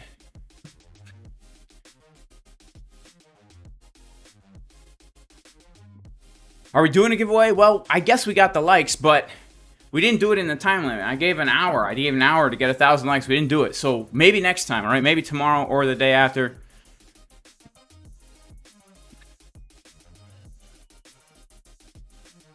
Yeah, science, like, you know, there is two kinds of science. You know, real true science is not a religion, but a lot of aspects of what we call science has definitely become religious in nature. You know, it's become religious in nature in a sense that there's the concept of the science, right? This like objective truth that can never be questioned, and if you do question it, you're a heretic.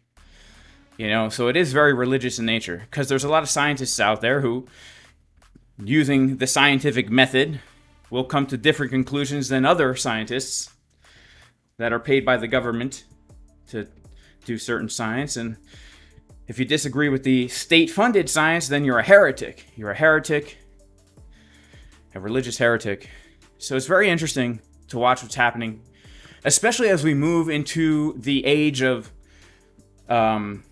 transhumanism, and as we merge with technology and the metaverse and artificial reality and augmented reality and the blurring between reality and fiction is becoming more and more prevalent. It's going to be very interesting to see how AI and medicine and science and AI and augmented reality and virtual reality and the blockchain all kind of merge together to form basically a control grid, guys. It's going to be a very strange future, okay? It's going to be a very strange future.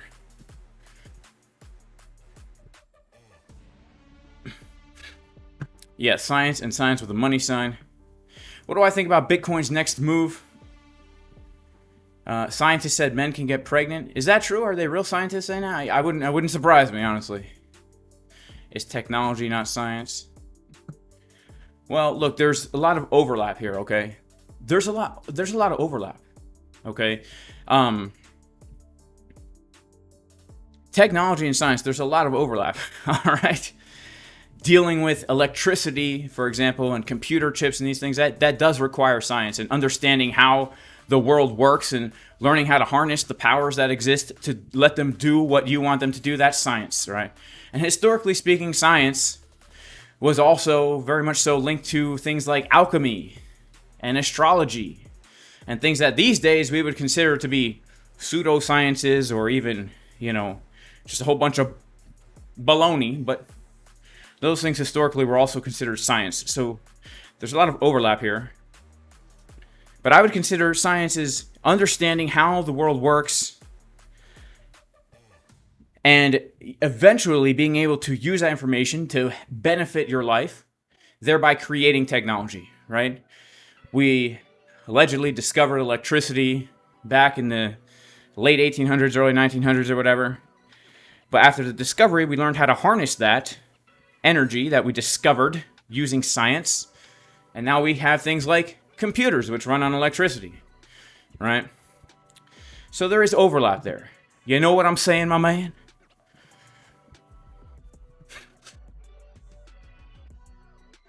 But Jesus created everything in a couple of days. No, it was 6 days, man. Not a couple. Come on, bro.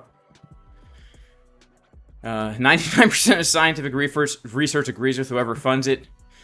It's very difficult for yeah, there's a study to show anything's good for you, bad for you, this or that. That's why I'm a big fan of just staying in my lane with everything, right? I stay in my lane with everything. That's why I don't get involved with politics.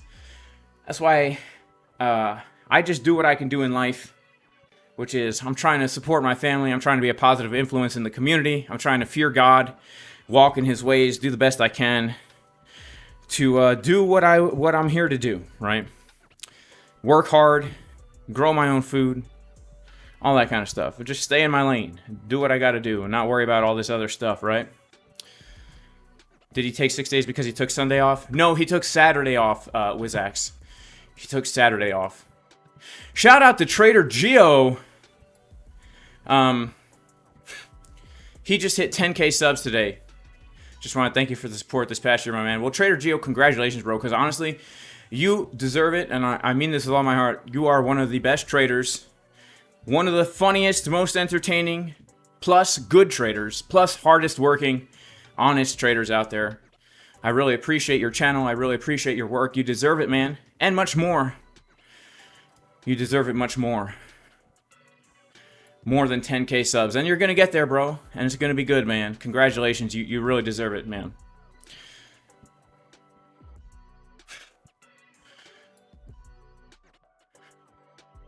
High T levels are scientifically proven to be racist. Interesting. Well, I guess that makes sense if you think about it. If you have high testosterone, you're more likely to go to war against another nation. And if there's another nation, well, guess what? That other nation is a different ethnicity than your nation, so seems kind of racist to me. War is racist. Does that mean our government's racist? Uh-oh. Can't be. Our government definitely, there's no testosterone in our government right now, all right?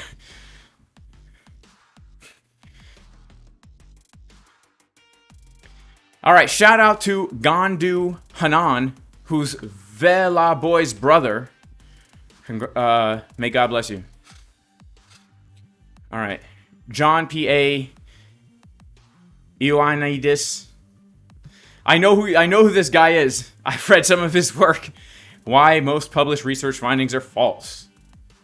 Interesting stuff. I don't think I've ever read that.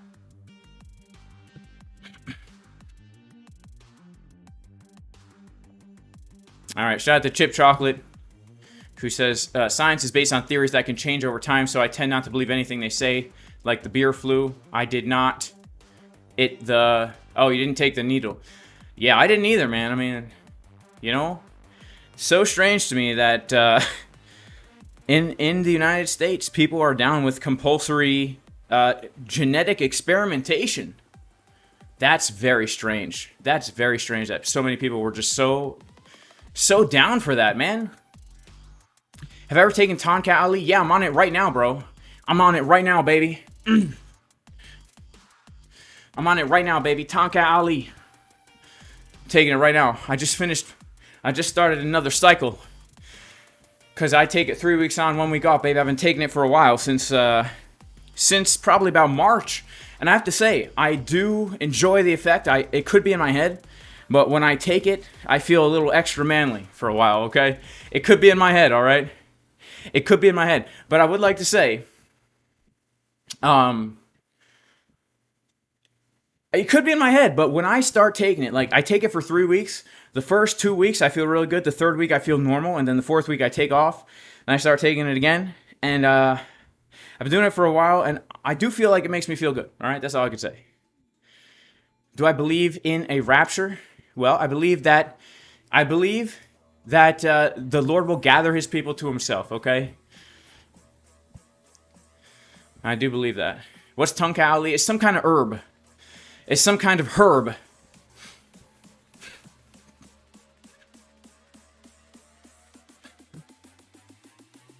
Some kind of herb. I don't know really what it does. How much do I take and when? I've been taking 400 milligrams first thing in the morning.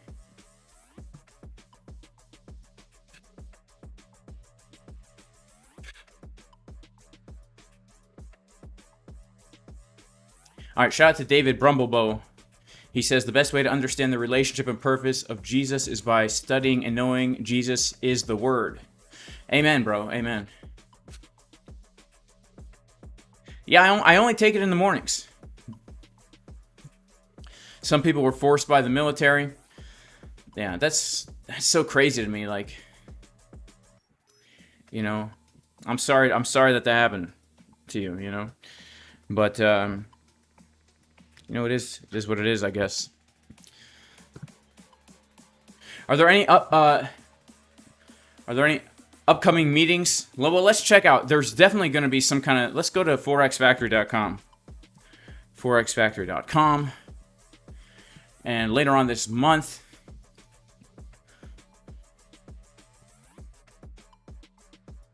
see, next Wednesday the 18th. All right, yeah, Wednesday the 18th, guys, at 2 p.m. This is going to be a fire stream, all right?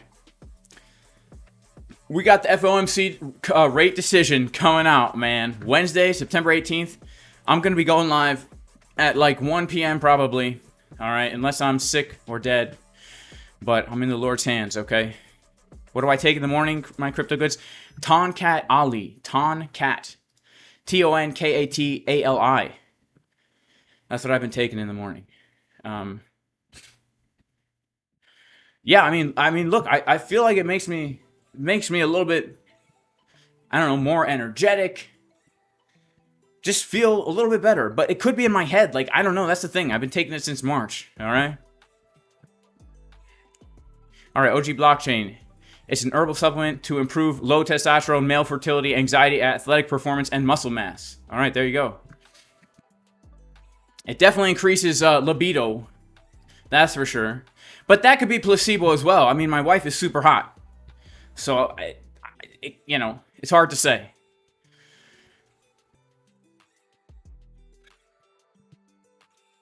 Shout out to J-Boy Bush. He says, macros will determine how you look. Micros will determine how you feel.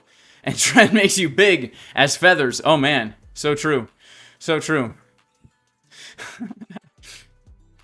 Look, that Tonka Ali, I've been taking it since March. It could be placebo, could not be. I don't know, okay? All right, so Splashfire Films found the same effect. Can I explain the long trade logic? Yeah, I mean, didn't you already ask this question? But I went over my long trade last night when I took the long trade, why I took it, what I was looking for. And yesterday morning, I kind of went over why I was looking for a long down here. But basically, it's just a liquidity grab of the low, right? It's a liquidity grab of the low. You always want to be looking out for wicks to the downside, right? To just stop everybody out. And then you reclaim the level. Once you reclaim the level, you enter long, stop loss below the low, right? All right, Bufflink says regular corn will not pop. Do I take L-carnitine, L-arginine, pre-workout stuff? I used to. I go through phases with that stuff. I don't really take L-arginine right now. Actually, no, I don't take it right now. I don't have any. Inject some test into the cheeks. All right, Tonka Ali. Are we talking about Tonka Ali that takes 8 weeks to start working? All right. All in. Shout out to All In who doesn't understand sarcasm. Oh my goodness. Shout out to All In. All right. Trenhard and Navar give up. That's the way to do it. All right. So Blizz Adman says it's not placebo. I tried it a couple of times and I was adult phrase and bricked up all the time. All right. Well, I don't have that problem. All right.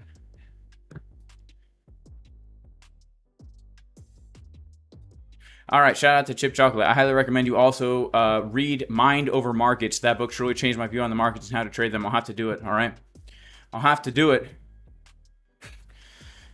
Pre-workout over a long period of time made my anxiety go through the roof, so I had to stop it altogether.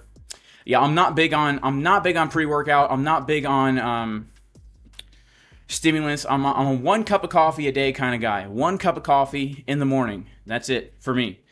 Maybe in the afternoon if I'm feeling a little bit loose, maybe I'll have some dark chocolate, non-sweetened dark chocolate, you know?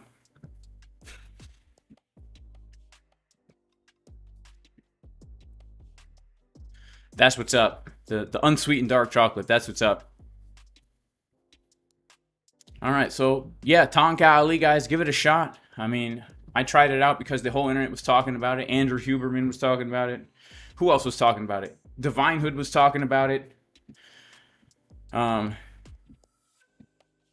Yeah, can't go wrong with a little Tonkat Ali. Tonkat Ali, baby.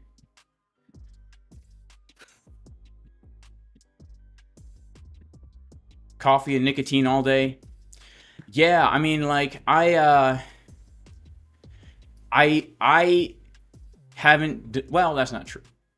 I will have an occasional cigar, and I have to say I would totally be addicted to nicotine if it wasn't you didn't have to like smoke it or like do stuff that would probably just not so good for your body. But nicotine is a pretty nice a pretty nice drug, to be honest with you.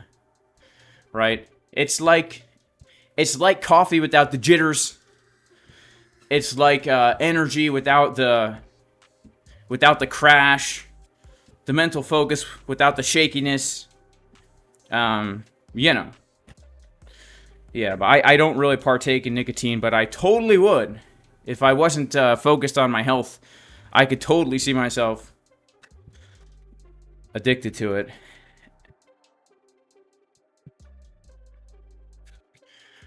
What kind of ratio does my Tonka Ali have? I'm not really sure.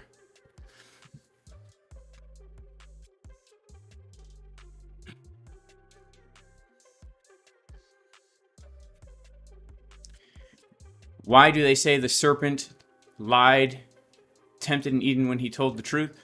Well, he didn't really tell the truth, did he? Right? The serpent did lie. Right?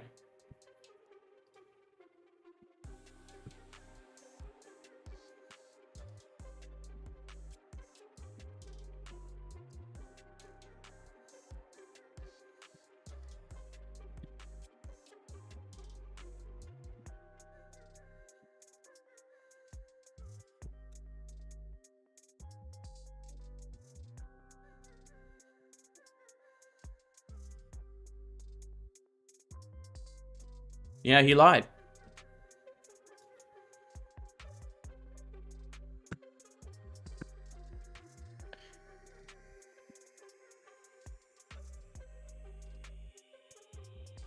Wait, is this true? Ilker Guchin says I had to call road service while driving after accidentally taking Tonkat Ali instead of my regular vegan beef powder. Wait, is this true? Is this true? All right, yearly vow acting as resistance. Right now, it'd be interesting to see the 4-hour close next. Oh, are we talking about ashwagandha? All right. What were rookie mistakes in trading? Not using good risk management, losing tens of thousands of dollars in one trade. Tonka Ali is basically ginger root. Believe me, I'm Asian. I believe you, all right? If you're Asian and you say something to me, there's a 99% chance I'll believe you, all right? What was the lie in the garden?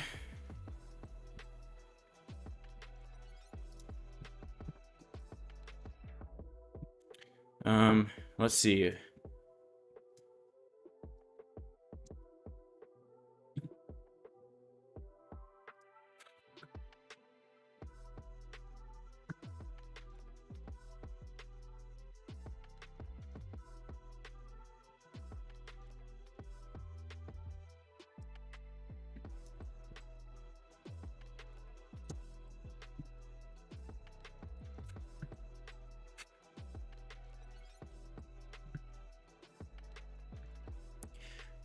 The lie was when the serpent said, "You will not surely die."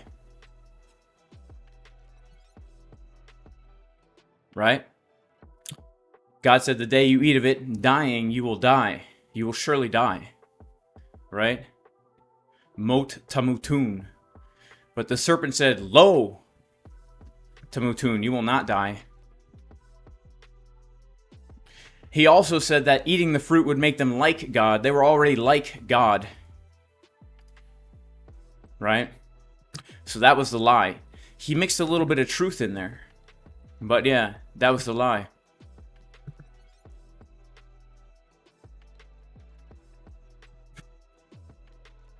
Do I know the serpent from Eden flew to India?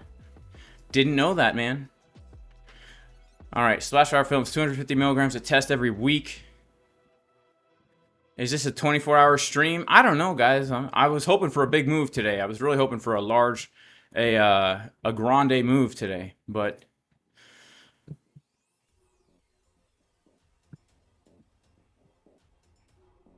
looks like we're not getting the grande move. 100 milligrams of Viagra.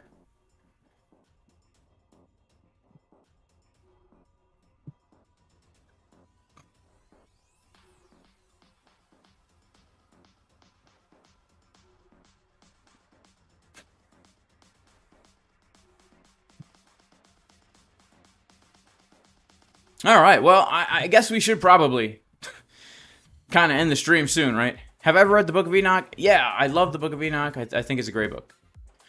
It's a great book. May God bless everybody in Jesus' name.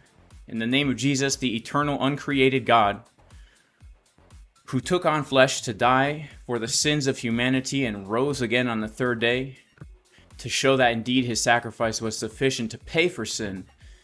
And now if we put our faith in him, he will give us his Holy Spirit and cause us to be born again, so we have the eternal hope of eternal life and a physical bodily resurrection to exist in a state that humanity was created to live in before sin entered into creation in the garden. They didn't surely die? Oh, they did die, right? Adam died. He was 930 years old, but he died. And you could say the moment he ate the fruit, he was separated from God. And what is death besides separation, right? Death is separation. Separation from life, separation from relationship, right? So absolutely, they were separated from God immediately when they ate the fruit. Adam had to hide himself. Eve had to hide herself. And then that was it. They had to leave Eden. They were no longer in direct fellowship with God, walking with him in open, pure fellowship, right? There's a big separation, and that is what death is. And then eventually, yeah, Adam physically died when he was 930 years old. You know? Ate the fruit means something else? Maybe. Maybe it does. You know, I've gone down that road as well, but for all intents and purposes, it doesn't really matter. What really matters is that man sinned and was separated from God because of sin. And so God promised to send a redeemer, right? God promised to send a redeemer.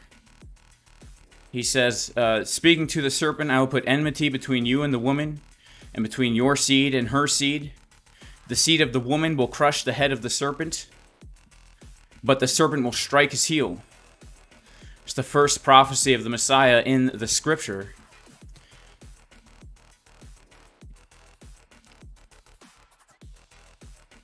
Adam was a science experiment.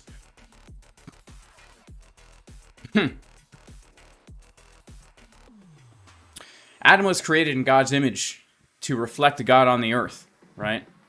That's our original purpose, is to reflect who God is on the earth. But we kind of gave that up when we became sinful, right? But we're still made in God's image, but it's a corrupted image. And Jesus came to restore that image, right? That's why when you believe in Jesus, it says you're born again, right? You're a new creation, no longer with the old sinful nature, but now we truly are children of God. Just like Adam was a child of God when he was created in God's image, right? In the likeness and image of God. Shout out to Quicker. He says the rap was good 2.5 hours ago. I can't believe that we've been live for this long. Religions are created to control population using their faith. I don't know, that seems pretty false to me, because like honestly, like the Western government wants really badly for the people to not follow what God said to do. I mean, the way immorality is promoted and funded by the government is pretty ridiculous to me. And when you really think about it, if you are going to follow God's word and live the way God told you to live, it will lead to your prosperity, your joy, your blessing, your fulfillment, and eventually eternal life, right? The, you know, there's a reason why the Bible was illegal for many years, right? It was illegal to translate it. It was illegal to own it.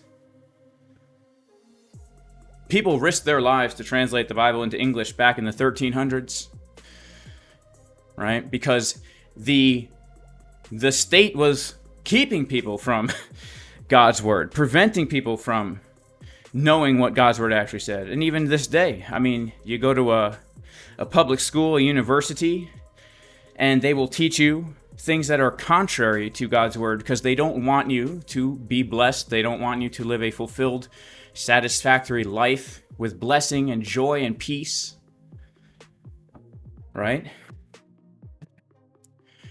Do I believe in ghosts? I'm not sure, Yash. I don't know. Do I take creatine? I do not. Every time I've tried to take creatine, shout out to Aaron G. I know, bro. This is a long stream. Every time I've tried to take creatine, I get diarrhea. All right, I'll be honest with you guys. I've tried to take it many times. I first took it, and I ended up with some health problems, and so then I stopped taking it. I don't know if the health problems were related to creatine or not. Then I started to take it again a few years later because of all the positive things about it. It's good for your brain, it's good for your body, it's good for your muscles, it's good for everything, right? And I would get diarrhea, man. After like a few weeks of taking 5 grams a day, I would get diarrhea every single day, right? I'm like, nah, this can't be the creatine. It must be Big Bus 28 cooked something a little funny last night, right? But no, it's the creatine. So I don't know. Just regular, pure creatine monohydrate. I don't know. All right.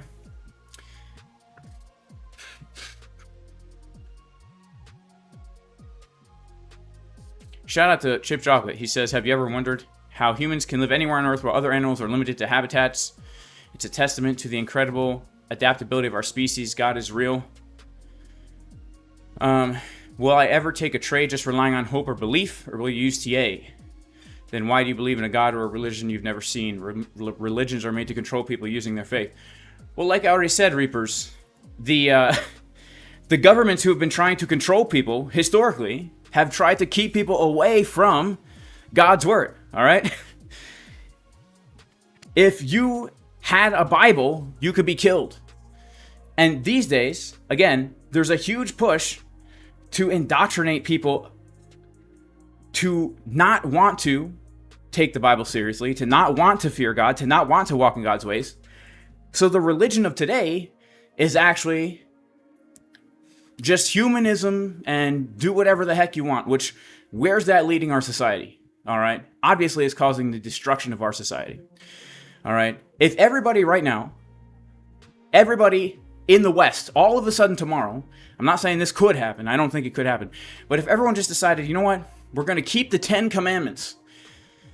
We're just going to keep the 10 commandments. Everyone kept the 10 commandments in the Bible. Do you understand what effect that would have on society? If everybody feared God, recognizing there's a higher power, okay, that's sovereign over everything, that we are accountable to. That's the first commandment. I'm the Lord your God, who brought you out of the house of Egypt, the land of Egypt, out of the house of bondage. You shall have no other gods before me. You shall not take the name of the Lord your God in vain. Right? Can you imagine if everybody honored their parents? If everybody just took one day a week to rest and not work and refresh and spend time thanking God, spending time with their family and their kids? Can you imagine if nobody stole, if nobody committed adultery, nobody lied?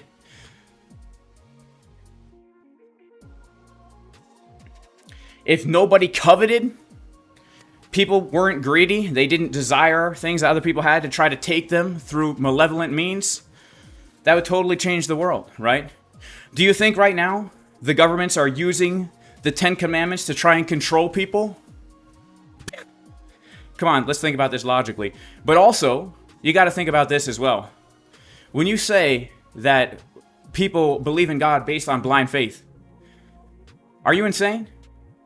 Have you seen the creation lately? Have you taken the time to research what it takes for your body to even just stay alive every single second? All the systems that have to work together in tandem. DNA, this language that exists, that can replicate itself, make copies of itself, read itself. You know, when DNA makes copies of itself, there's literally no chemical bond that comes together. It just knows what to do. There's no chemical bond. When the DNA and the RNA come together, I forget how it works because I learned this back in like biology in high school. But there's literally no chemical bond. It just knows what to do, right? Everything in this creation is filled with what's it called? Irreducible complexity, right? Irreducible complexity, meaning we have organisms and different systems where if one piece was missing, the whole thing would fall apart, right? Clearly, there's a creator. Clearly, there's a designer. Now, whether or not you can know the creator, that's up for debate. But honestly, to assert there's no creator is utter foolishness to the highest degree. That's like me saying this laptop I'm streaming on has no creator. That's how foolish. It's even more foolish and ridiculous to say that there's no creator than it is to say that this laptop had no creator. That's how ridiculous it is. I mean, look around at everything that's here. Right? If you want to say we cannot know who or what the creator is, that's one thing. But honestly, the only intellectually honest position I think somebody can take is being agnostic, right? And saying, I don't know who or what the creator is, but obviously there's a creator, right? And I take it one step further, and I believe in the biblical God. I believe Jesus is the creator. I believe what the Bible says. I believe the scripture.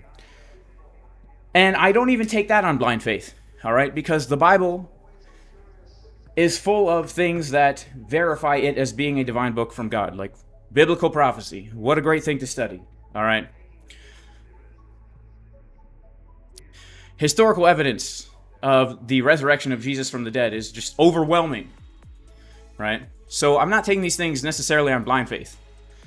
Obviously, there's an element of faith to it, but it's more than just blind faith. right? You did the 367-day Bible, a Bible in a year. It's about 20 minutes a day. That's nice. Yeah, the golden ratio, even Fibonacci, man. Everything in creation respects Fibonacci. Even charts, even the dang charts respect Fibonacci. Psalm 19:1, the heavens declare the glory of God, and the firmament shows his handiwork.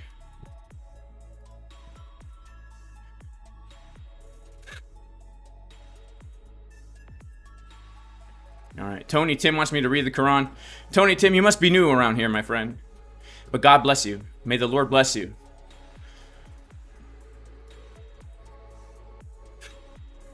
What do I think about Brett?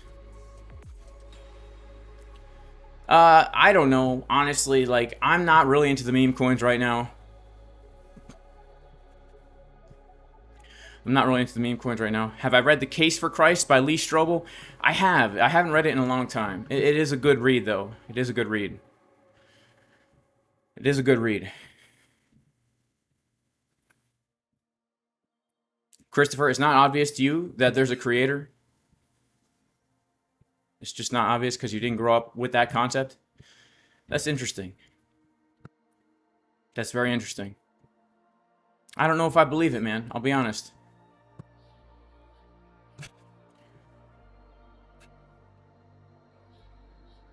When will I read the Quran? Guys, you guys must be new. You guys must be new. Is the Earth flat? I don't know. I don't know what shape it is, man. I don't know. Does it even have a shape? I don't know. All right? I don't know. Who knows? I don't know. I'm just, you know, we're just out here on the farm, growing our food on a tractor, all right? All right, Video Kingdom says we're dumping. Let's check it out. Oh, man. Oh, crap. Oh, no, we're losing the chip chocolate level. All right, chip chocolate, 57,350. We're going to put the new chip chocolate level here. The 382. All right, chip chocolate doesn't want to lose the 382.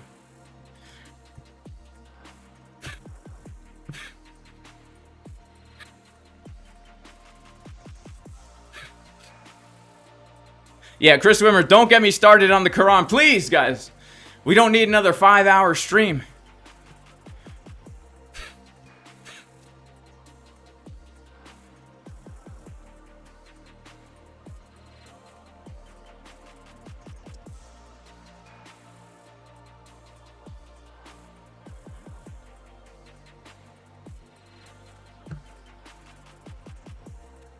All right, Dome Life says it's flat for sure. Dome Life says it's 100% flat.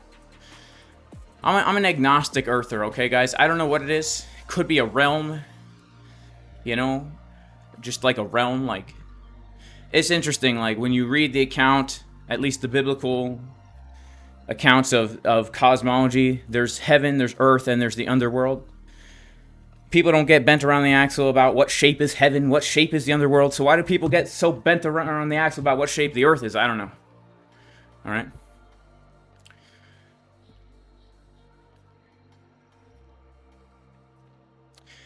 If nobody ever told me about Jesus, would I have to worry about going to hell? I don't know. I'm not God, right?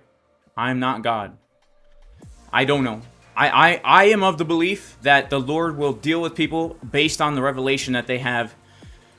Based on the revelation that they have available to them. That's my belief. I don't know if I could say that with 100% certainty, but I believe the Lord is just and that he's a just judge. All right, shout out to CryptoFace. He says, OMG, WTF happened, LOL, dang. We knew this was going to be hella volatile this week, and it is. It is CryptoFace, man. You know? Shout out to CryptoFace in the chat. What's going on, bro? God bless you, man. Thank you so much for stopping on in.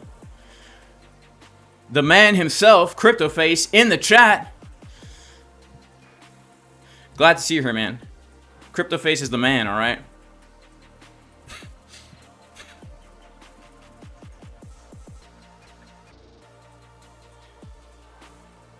What does the Bible say about the moon? It doesn't say too much. It says that she has light, that is a light in the firmament of heaven to shine light upon the earth. That's what it says. Near was hacked. Is that true? Oh man, that's crazy. Shout out to CryptoFace. Does God do leverage trading? I don't think he trades. He owns everything. There's no reason for him to have to trade. Shout out to Mr. Kennedy B. All right. How long have I been walking already? Well, this stream has been going on for about 3.5 hours. I walked for another hour before this doing a VIP stream, so about 4.5 hours, I guess. That's a long walk, but you know, you got to do what you got to do, man. All right. All right. Memory Man thinks all Abrahamic faiths are lost.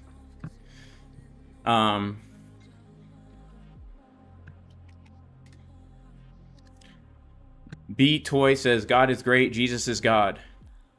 Amen. All right. What do I think about orthodoxy? I don't know much about it, all right? I don't know much about it.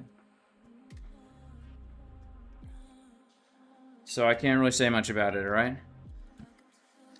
CryptoFace is a legend.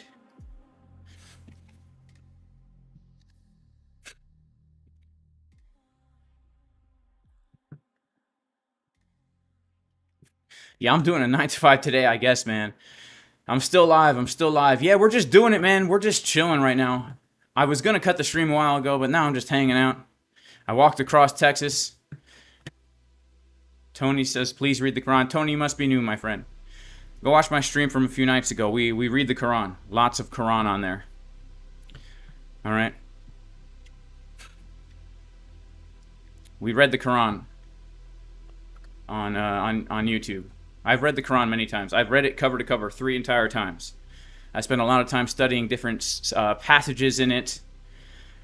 I spent a lot of time reading Hadith and Tafsirs and just studying Islam in general. All right, I'm very familiar with it. Probably more familiar with it than a lot of Muslims, to be honest with you.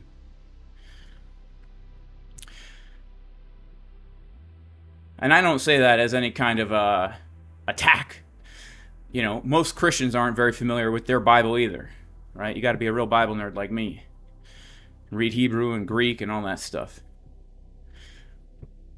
Shout out to CryptoFace. He says, will your kids ever play sports even though they're homeschooled? Yeah, of course, of course. If they want to do anything, they can do it. Like, my daughter does dance and all that stuff.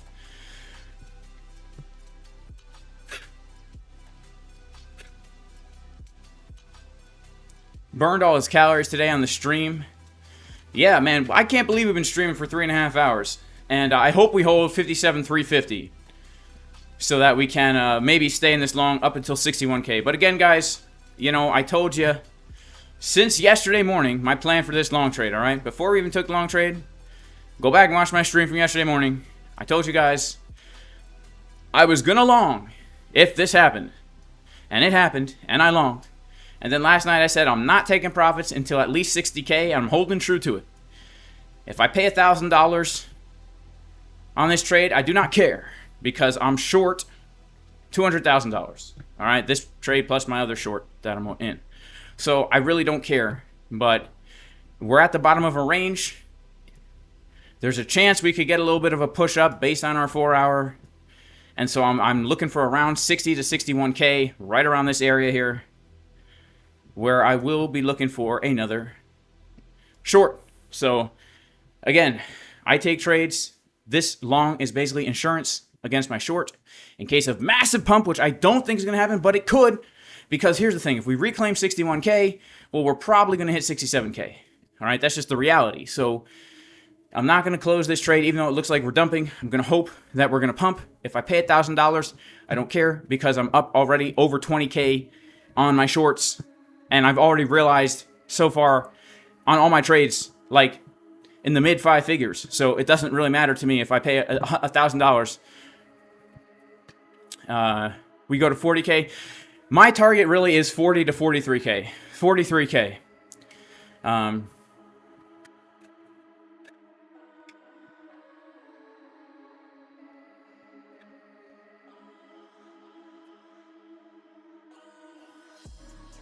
Read the book of Ezekiel. Yeah, I do love the book of Ezekiel, honestly. as long as I'm not about the Talmud. I've also read the Talmud, all right?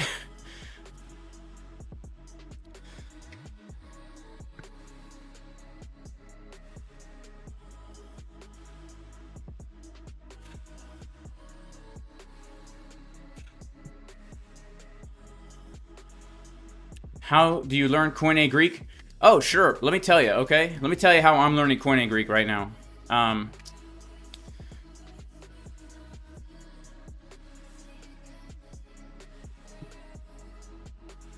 First of all, I recommend you get the textbook for Mounce's Biblical Greek. All right, I'll show you what I'm talking about.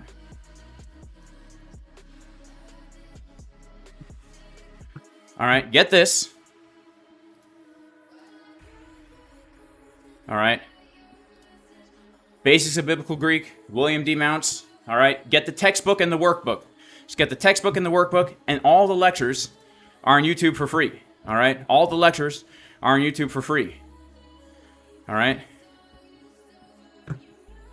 That's what I recommend. All right. This is great. The textbook, the workbook.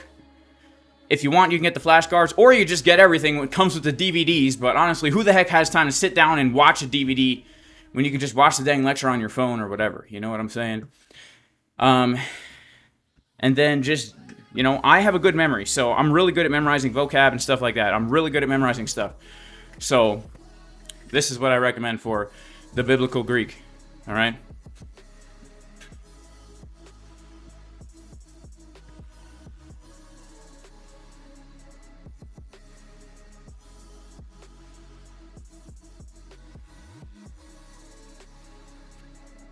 All right, Nico says agape apo elata. Now, forgive me, I can't pronounce Greek, but it means love from something, right? What is that word? I'm not sure what that last word means, but it means love from something. Who even has a DVD player? What do I think about speaking in tongues? I believe it's legit where people can speak in a prayer language that's completely incomprehensible to all humans. I believe that's a legitimate thing. I believe people can abuse it and fake it, but I also believe in Acts chapter 2, they were speaking actual human languages. But I think in 1 Corinthians 13 and 14, Paul is talking about a language that nobody knows except God. You're speaking mysteries in the Spirit to the Lord, and it's for self-edification. But there's also a tongues that is for the edification of people who speak a different language than you, right? That's what I think about it. Hope that makes sense. Shout out to Andy. Greek. All right, cool. Oh, that's cool. You know a 70-year-old hermit that lives in the forest and can speak ancient Greek? Works for the Greek church? That's pretty cool. Yeah. All right, so Han says the fake pump is over. I'm shorting all the way down. All right. Yeah, I know a lot of people who have the gift of tongues, and they speak an unknown language that's not a human language, and they pray in that unknown language. Some very, very close friends.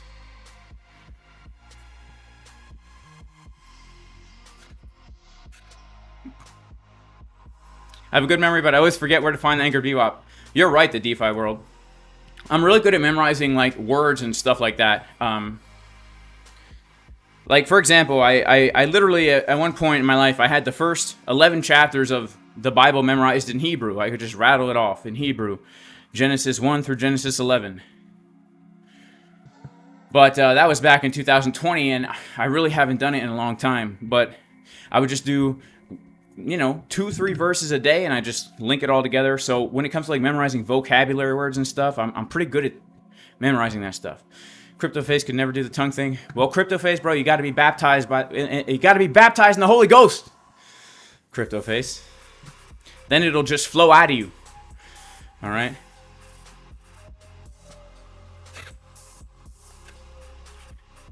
All right, so Chip Chocolate says if we lose 54, 57-3. Oh, if we lose 57-3, then 57-4.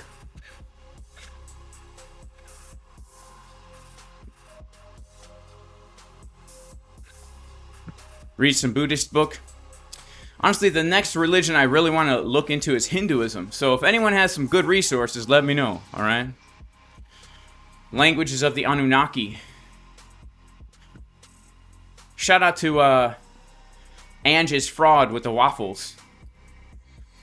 Okay. All right, guys. I gotta go. It's been a long, good stream. May God bless everyone. I hope everyone has a great day. May the Lord Jesus bless you all, and I'll see you guys next time. Peace.